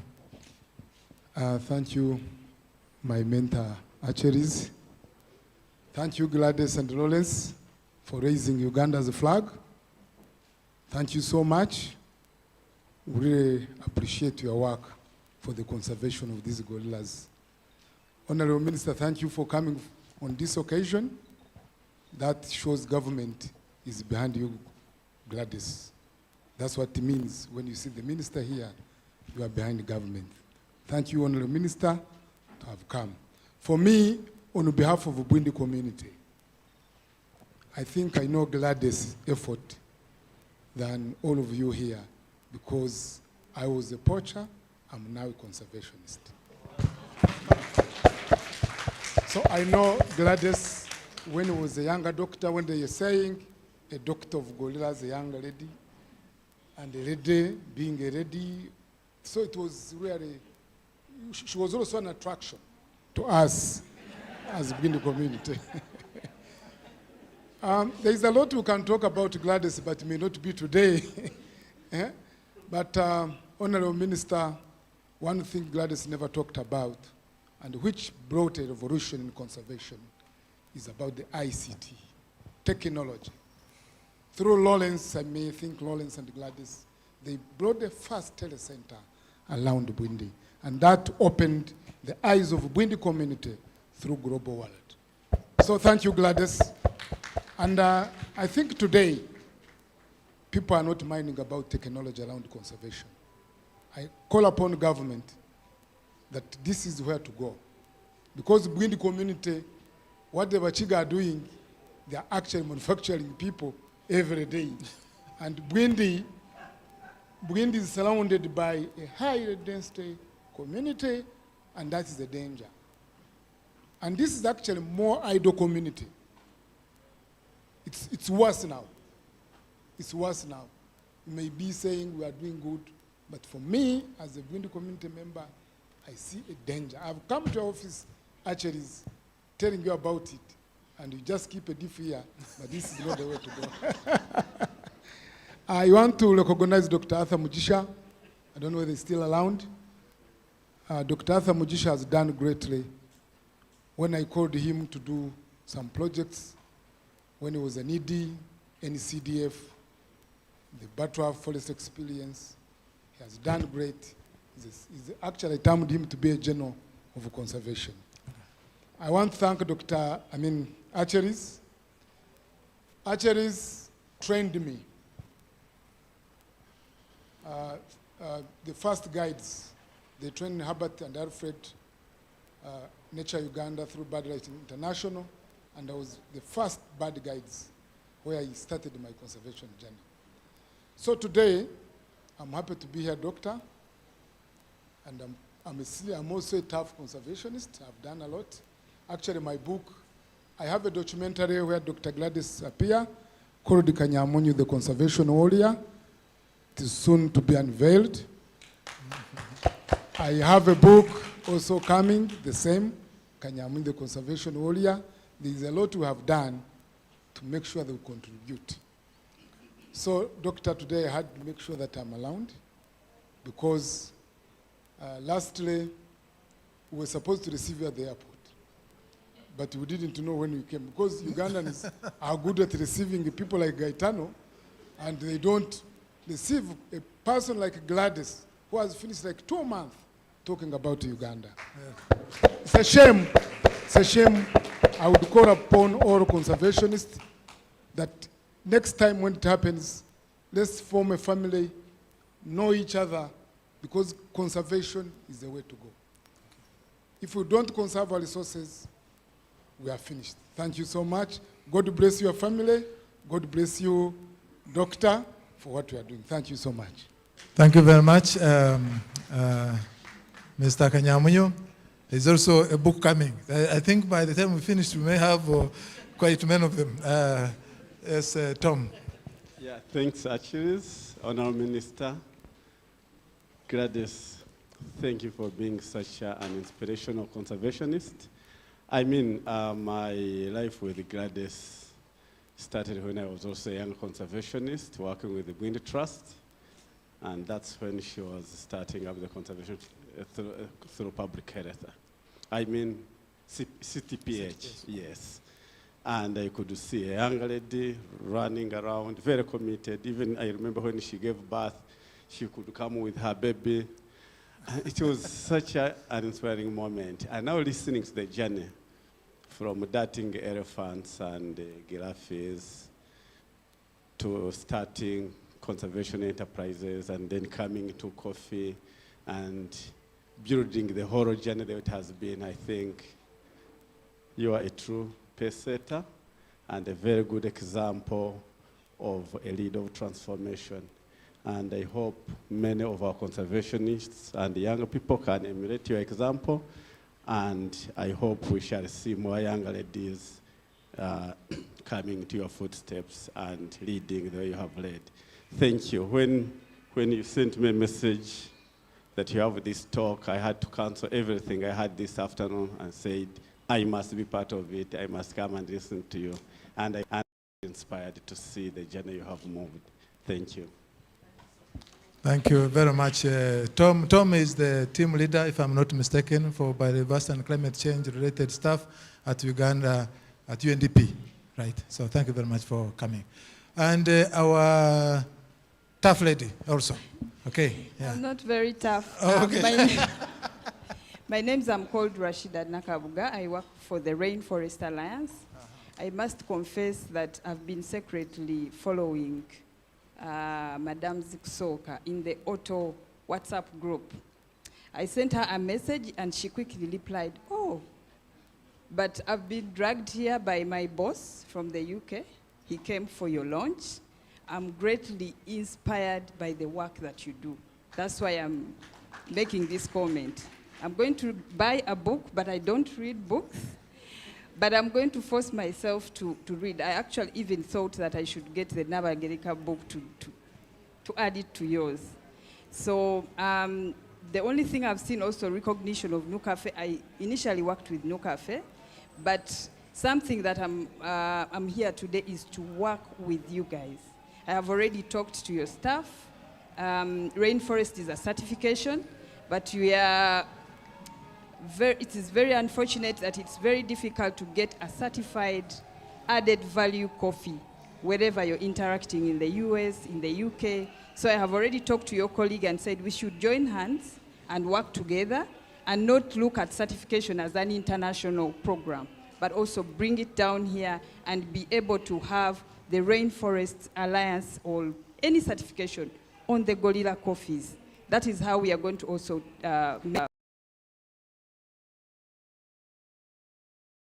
So thank you very much. It's a very inspiring journey for the young ones. I always work with the young people and hope. Thank you very much. Please read the book. Read the book.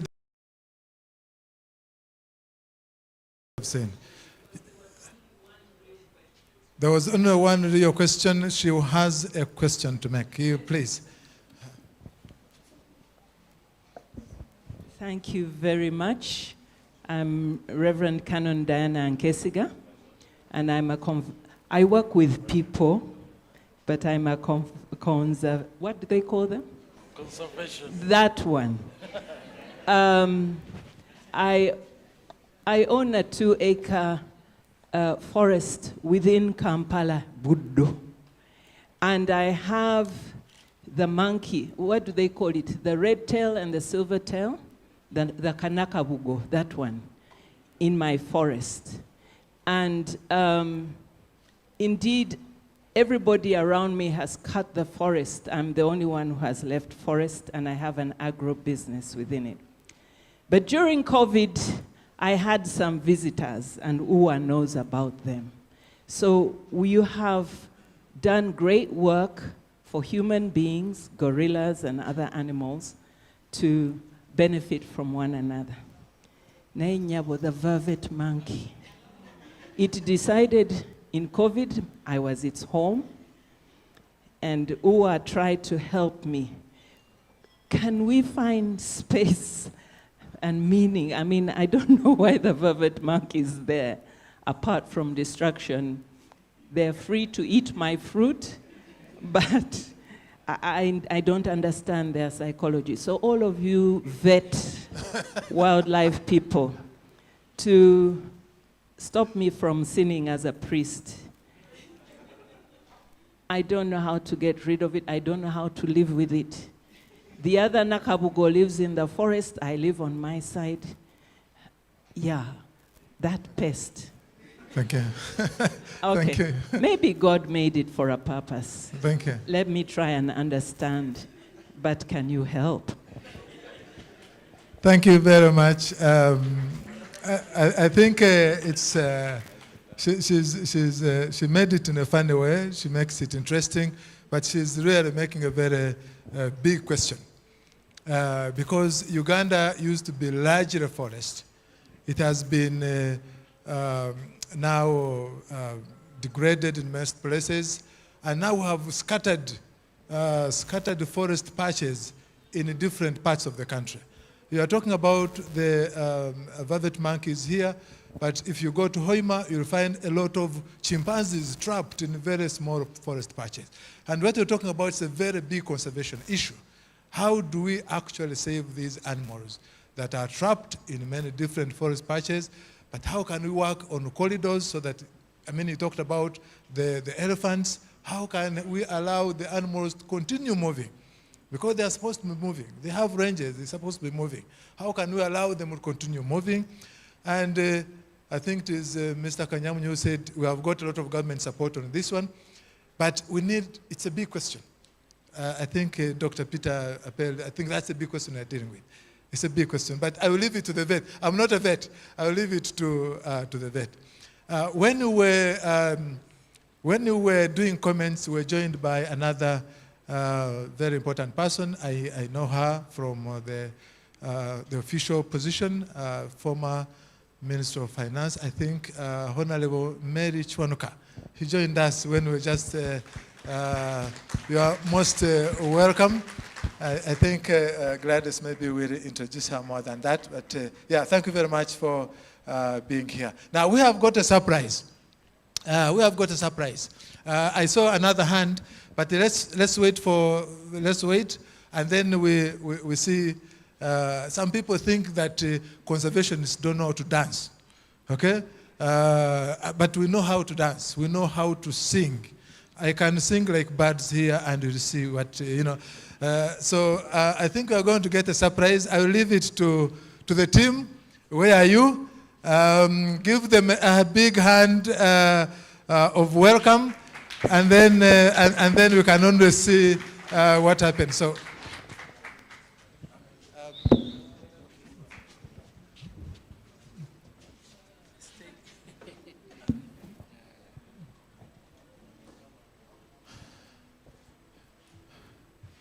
Okay, I don't know what the program is, but I'm also 1, 2. Happy to see what happens. Check 1, 2. Where's my engineer? Hello, hello, 1, 2, 1, 2. How's everybody doing today? Say, we love gorillas. Say one more time, we love gorillas. That's what I'm talking about. Yo, turn me up on the mic, yo. Where's my engineer? Yeah, turn me up on the mic. You got me? Okay. So, first of all, I want to thank Dr. Gladys for writing this amazing book, Walking with Gorillas.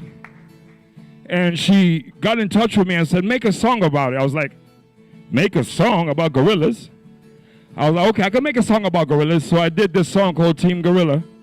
I got Lawrence on saxophone, who is Dr. Gladys' husband. Okay. I got Genius on guitar. So with no further ado, we're going to perform Team Gorilla. Let's go. Team Gorilla, Team Gorilla, Team Gorilla, Team Gorilla, Team Gorilla, Team Gorilla, Team Gorilla, Team Gorilla. Hey, saving one gorilla can make a difference. It's our mountain gorillas, we've got to protect them. Saving one gorilla can make a difference. Protect your mountain gorillas, make a difference. Hey, on the land you're encroaching, habitat shrinking, have a heart, a little conviction. I see all the poaching, I see how you encroaching, have a heart. I said saving one gorilla can make a difference. It's our mountain gorillas, we've got to protect them. Saving one gorilla can make a difference. It's our mountain gorillas, we got to protect them. Hey na na na, hey na mama, hey mama, hey mama. Rafiki was a friend, so why did you kill him? Why did you spare him? A boss, a silverback, rest in peace, Raf. The killing has to cease. They got hands like you. They got feet like you. They're just like you. We've got difference. It's our mountain gorillas. We've got to protect them. Saving one gorilla can make a difference. It's our mountain gorillas. We've got to protect them. Rafiki was a friend. Rafiki was, hey, my mama. Hey, my mama, hey. Yeah, conservation, man, is about that, you know what I mean? I'm Gasuza, Genius, Lawrence. Thank you very much. Appreciate it. Yeah, beating on my chest like a silverback. Silverback, baby. Yeah. Thank you very much. Hey, my mama. Hey, my mama. Hey, hey my mama. Hey, mama. Hey, my mama. Hey, my mama. Hey, my mama. Saving one gorilla can make a difference. It's our mountain gorillas. We've got to protect them. Saving one gorilla can make a difference. Protect that mountain gorilla. Make that difference. Thank you very much. We appreciate it. Thank you very much.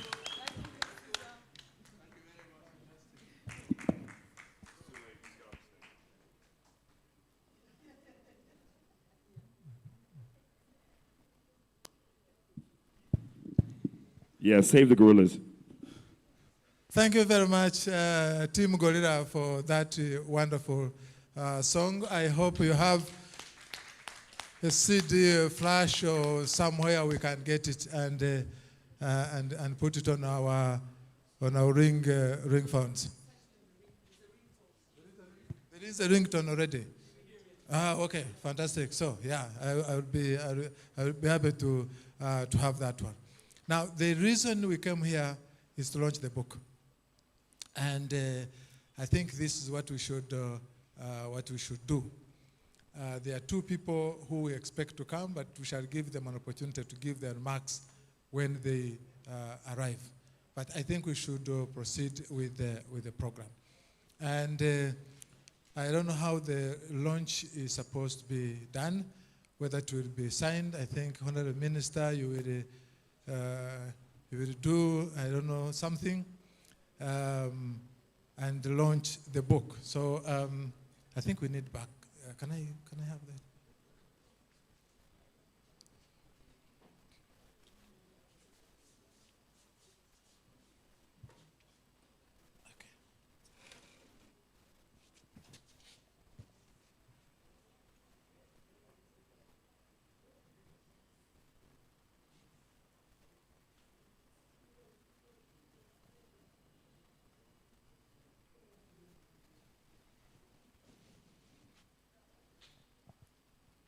Okay, so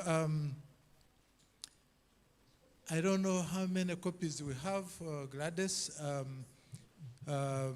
NatureUganda would like to have 10 copies to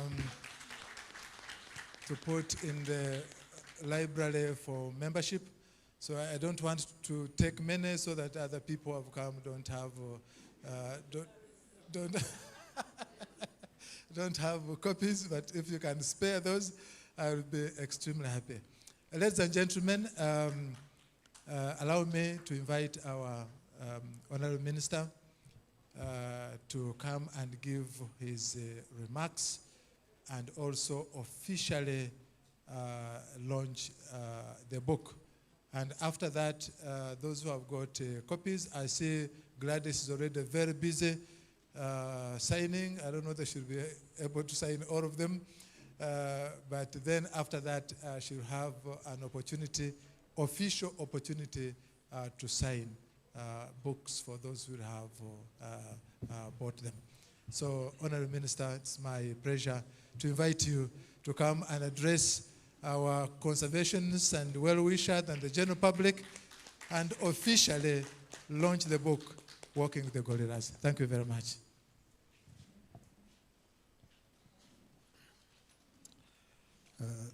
Thank you, Dr. Yarhaga.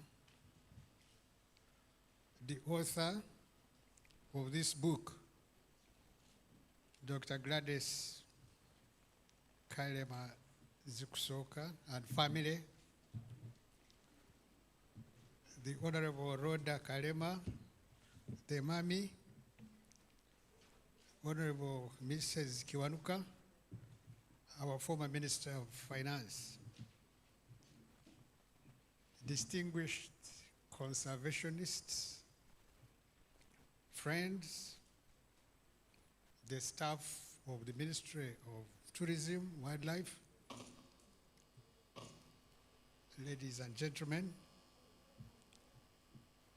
I think this is a very beautiful evening, very, very beautiful, profitable evening to me.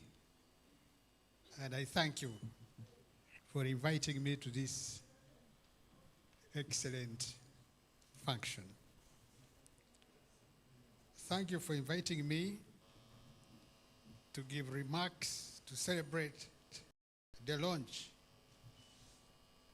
of Walking with the Gorillas, a book written and featuring Dr. Gladys' journey as a Ugandan wildlife veterinarian, but most of all, Uganda's first full-time wildlife veterinarian when she was hired as Uganda National Parks in 1996. 1996. I think 66 you were not born, were you? 1996, which later authority.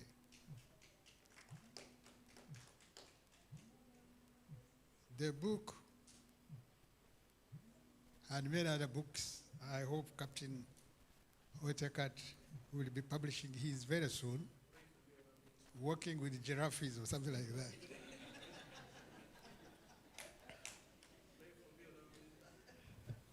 The book tour began in the United States, where the book was published by Sky Horse Publishing, then continued to the UK, and glad that the book has finally reached Uganda, where the author's journey began. Dr. Kalema-Zikusoka has dedicated all her life and her working experience to protecting mountain gorillas and promoting the coexistence of endangered mountain gorillas, other wildlife, humans, livestock in Africa. This is also recognized as a pioneer of the One Health approach to conservation that improves the health of people, animals, and the environment together through founding conservation through public health, conservation through public health again. I'm glad to hear all the achievements of Gladys and conservation through public health over the years.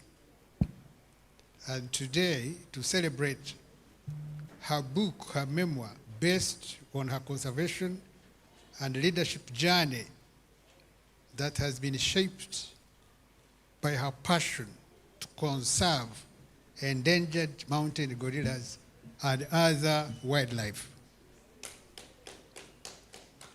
I'm glad that the mountain gorilla numbers have continued to grow, and the International Union for Conservation of Nature downlisted them from critically endangered to endangered,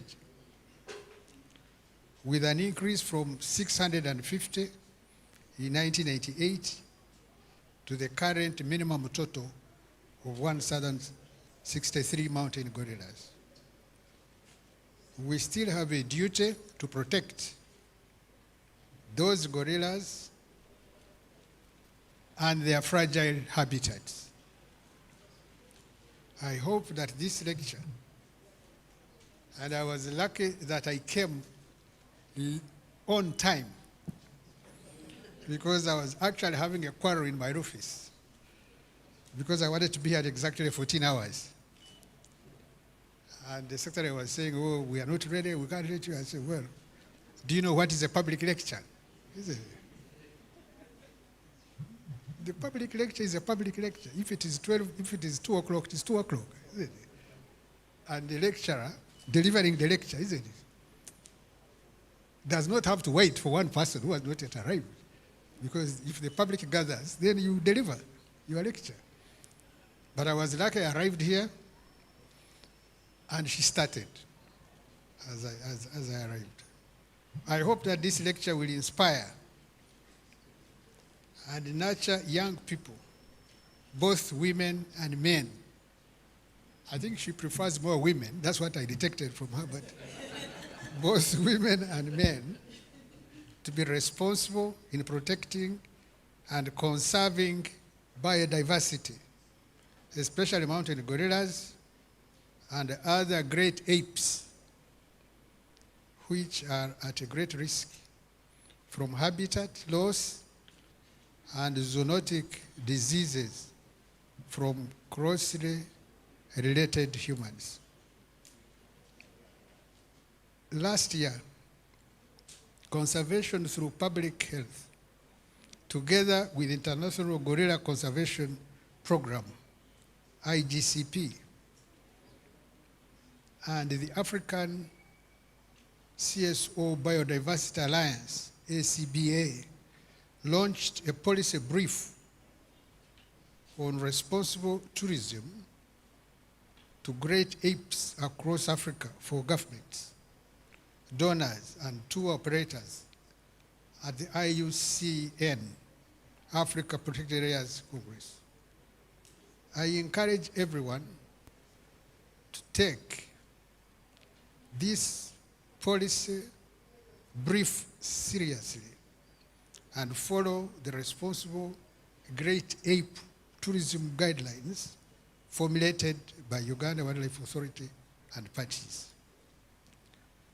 On behalf of government, on behalf of the ministry, I would like to thank organizers, NatureUganda, and Conservation Through Public Health for inviting me to this public lecture. And I would like to congratulate Dr. Kalema-Zikusoka upon this milestone of writing, Walking with Gorillas. Throwing light on the gorillas in Uganda and efforts being made by stakeholders locally, nationally, and globally to protect the gorillas. I encourage everyone in conservation and tourism, in the tourism sector, to share their stories, as Dr. Gladys has done, so that the next generation can learn not only from Dr. Zikusoka's publication, but from others, and many of them, including the graying Captain Otekat. I encourage you to buy the book and read it, because it has a wealth of knowledge and is an excellent guide to current and feasible approaches to achieving conservation, where each and every one of us has a role to play to ensure the survival of Uganda's wildlife. I'm apparently excited to hear about the conservation through public health, social enterprise, gorilla conservation coffee, which is known, and which is known, Uganda is known for coffee, isn't it? I have been also apparently impressed by the composition by the young gentleman here about the Bwindi Mountain gorilla and the threats they face, composed by the talented artist Gasuza Lwanga. He just performed for, was it 5 minutes? And he just took off. I hope that he will come back and give us a second round of a performance. I hope other talented artists will be inspired to compose such songs that promote conservation.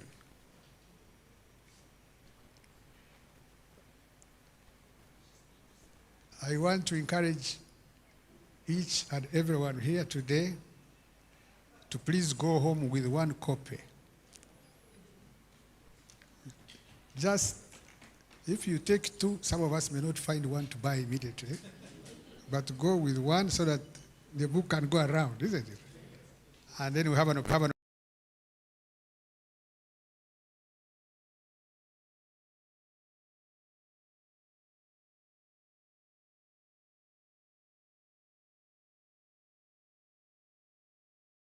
life and antiquities. And this ministry will change its name very soon to the Ministry of Tourism, Wildlife, and Heritage.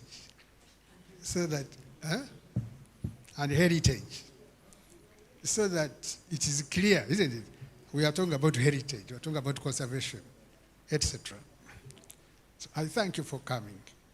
And I'm really happy that Honorable Rhoda Kalema is here to witness what this young lady has produced for us. I congratulate you. Let me therefore take this opportunity to launch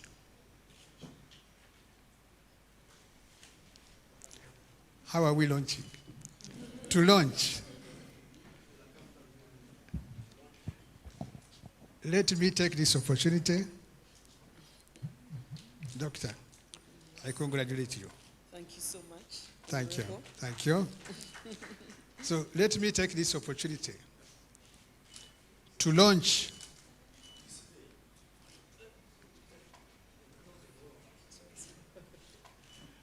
Working with Gorillas.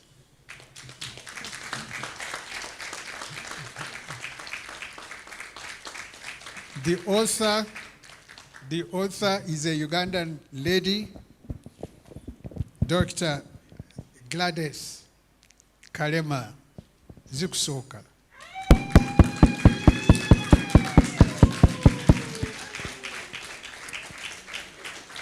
Congratulations. Congratulations. And the family, the husband is here, isn't he? Yes, he is. Mr. Zikusoka, we congratulate you. Jango imireko one now.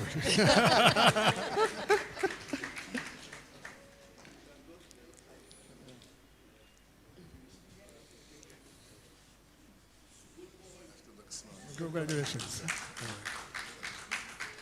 So the book is launched.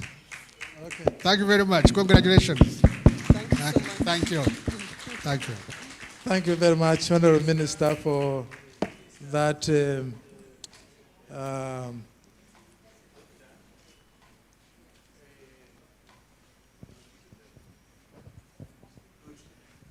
thank you very much, Honorable Minister, for this opportunity to be proud of our country, but also to be even more proud of Gladys Kalema for what you have done for us as conservationists, but what you have done for the country. Thank you very much. Thanks a lot. We are very proud of you.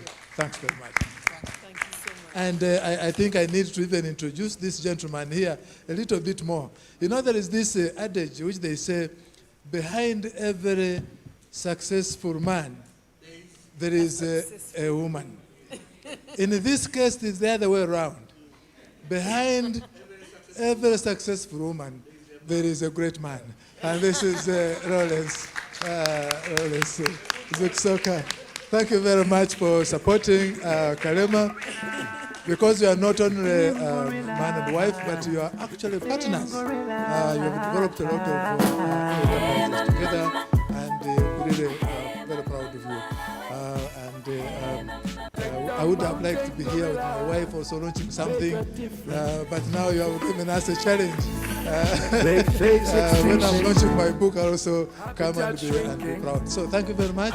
Thanks a lot for what you've done, and we wish you all the best. I think Gladys will remain there because there are a few questions that were asked, which you will probably have to answer. One of them is about rabbit monkeys. Another one is from, I think Dr. Perry will help you. I think the other gentleman also asked about where... Fundraising. Fundraising, but he also did ask a question which I wanted to ask. Where next? So we are here, we've launched the books, what next? And then the other question was, when you are about to give up, I don't know how he knows that you are about to give up at some point. What kept you going? In other words, you have faced challenges. There have been challenges. How did you manage to wade through this and keep going?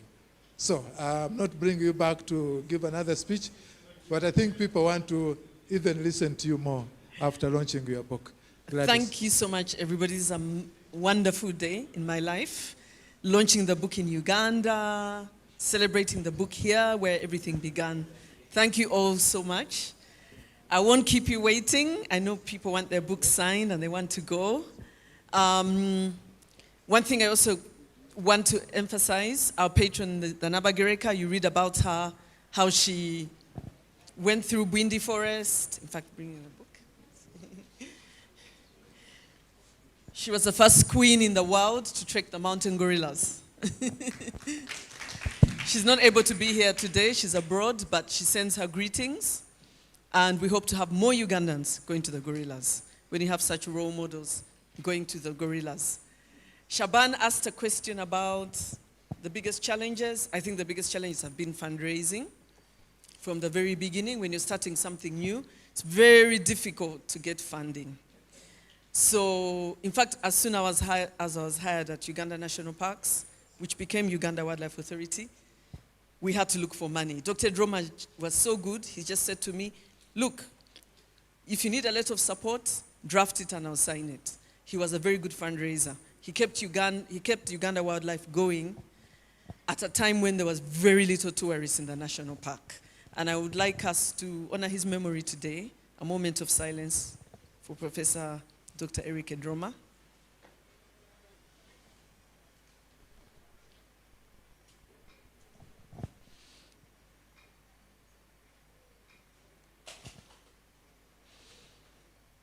And we are all here proud to continue his legacy. Captain Otekat, me, so many people here. Dr. Peter Pell, Tom, so many people here are continuing his legacy.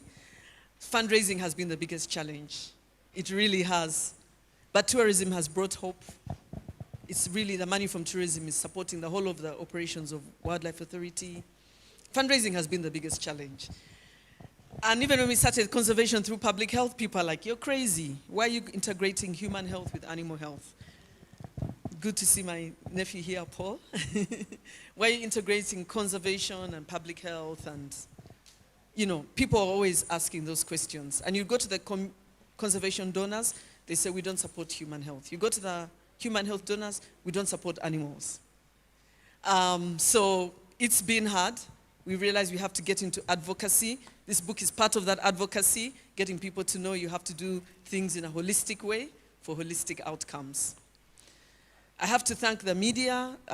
They've been following me for the beginning. BBC, Jane Marie Franklin, New Vision, all the papers, Monitor, all of them have been really helping because through the media you can advocate.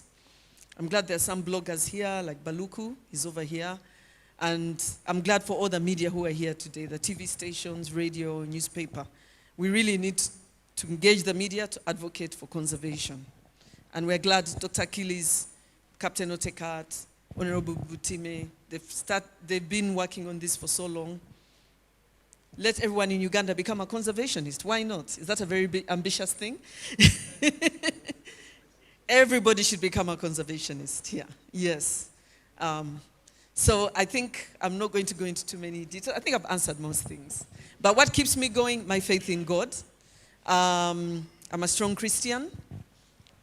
And I've always been, I've always known that my work with wildlife is a chosen calling from God, and that keeps me going even when things are very tough. My mother-in-law and my mom are very strong Christians. They've also supported our work. They're one of the first funders to conservation through public health. And I remember my mother donating her Pajero to go and collect giraffes from Kenya when the Uber vehicle kept breaking down. Those days, Captain lent me his vehicle, it broke down. As Deputy Director of Field Operations, I had to use Mama's Pajero. And we went to Kenya, we got the giraffes. So thank you all so much. All the donors, supporters here, thank you all so much. And enjoy reading Walking with Gorillas. We look forward to your reviews. We've had some on Amazon, Goodreads, and other platforms, and there should be other ways that you can also do that. And we look forward to your feedback, and I look forward to your books. Thank you so much. I would like to say something. You can just stand.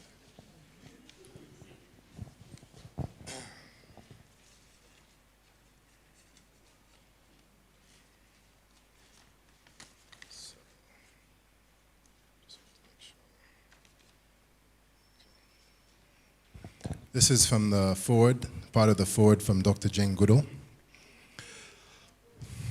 Walking with Gorillas is a story of a very remarkable woman.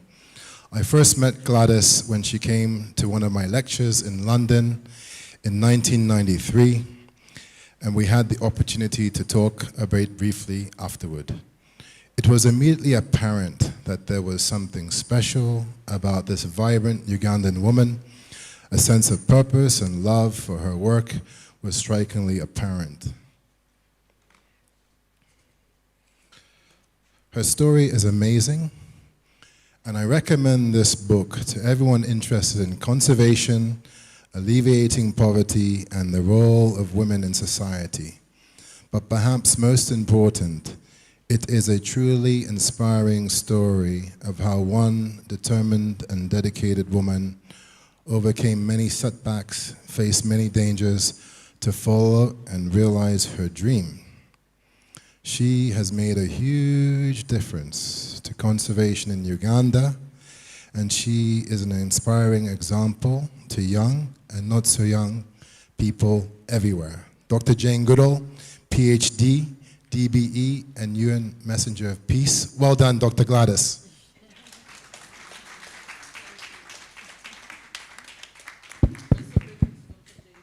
We're so grateful to Dr. Jane Goodall for writing the foreword. Yes, she's inspired so many. She will be here.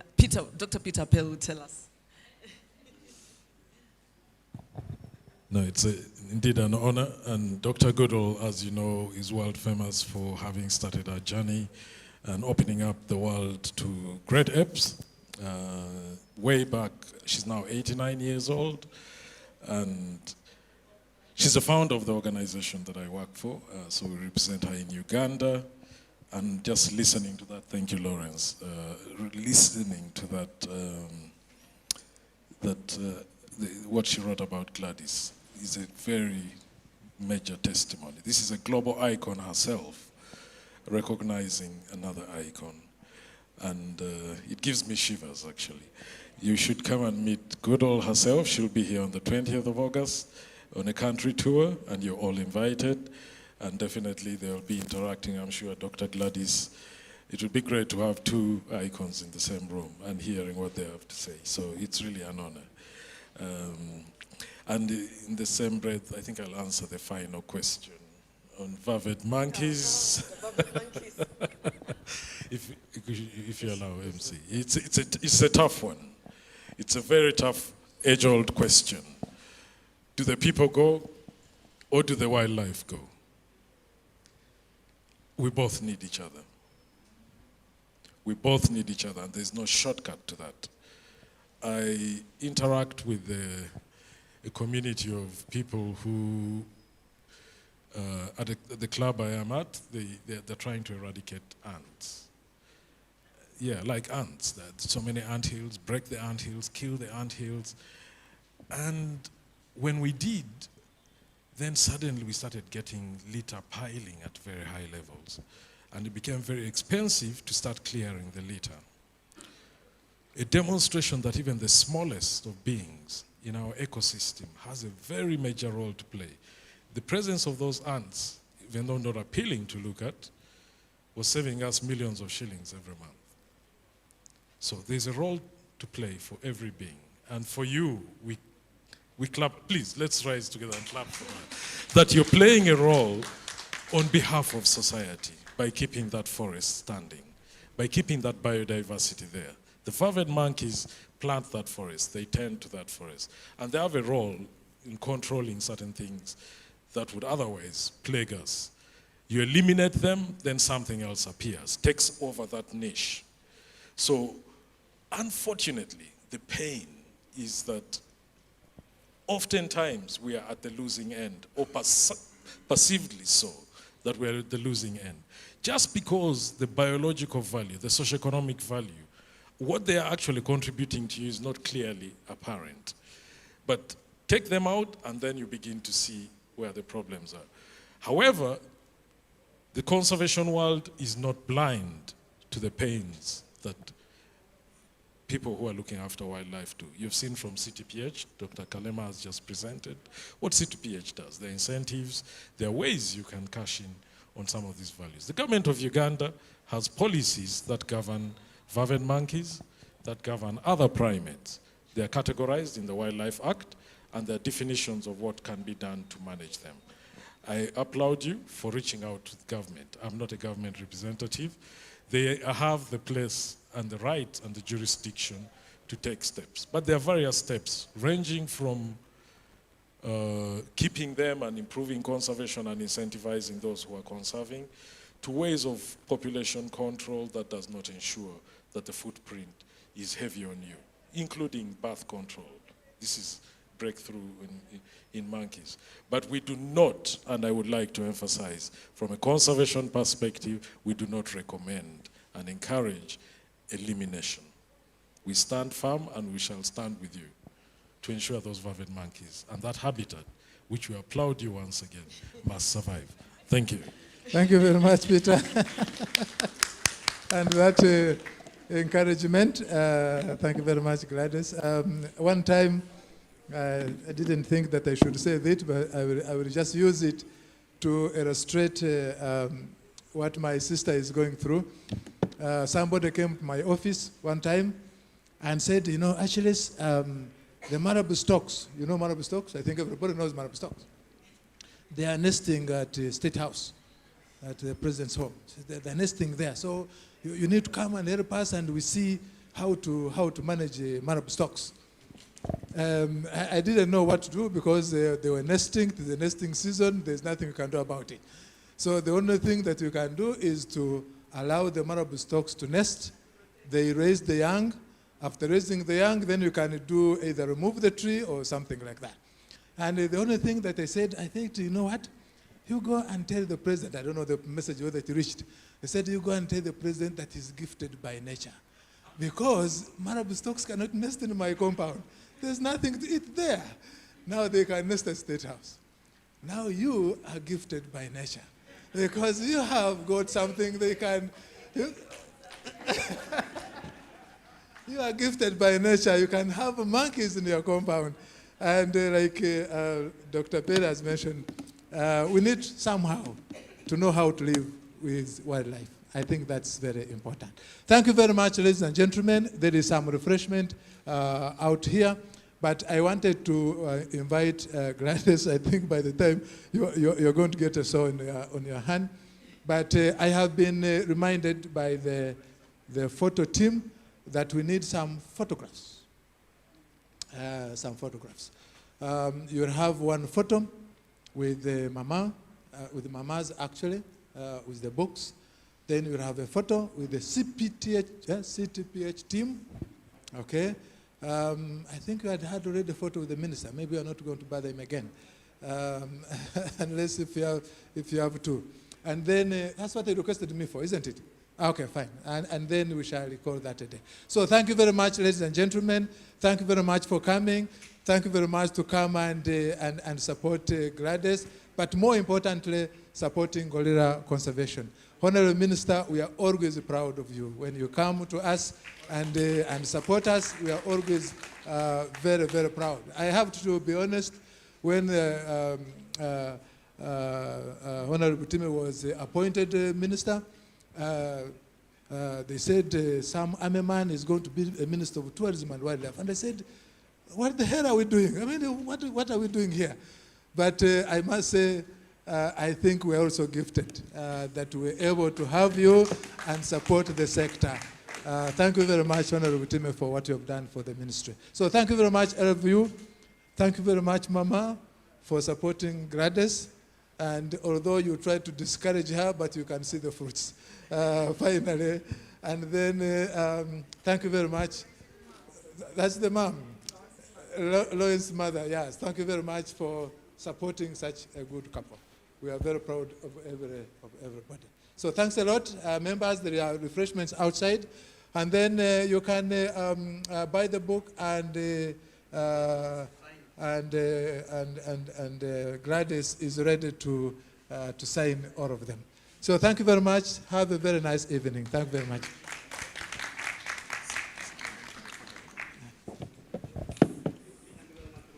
CTPH team, you can come over this way.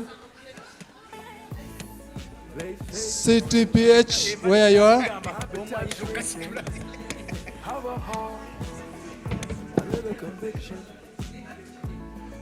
I see all the poaching on their land you're encroaching. Have a heart. Saving one gorilla can make a difference. It's our mountain gorillas. We got to protect them. Saving one gorilla can make a difference. Protect our mountain gorilla.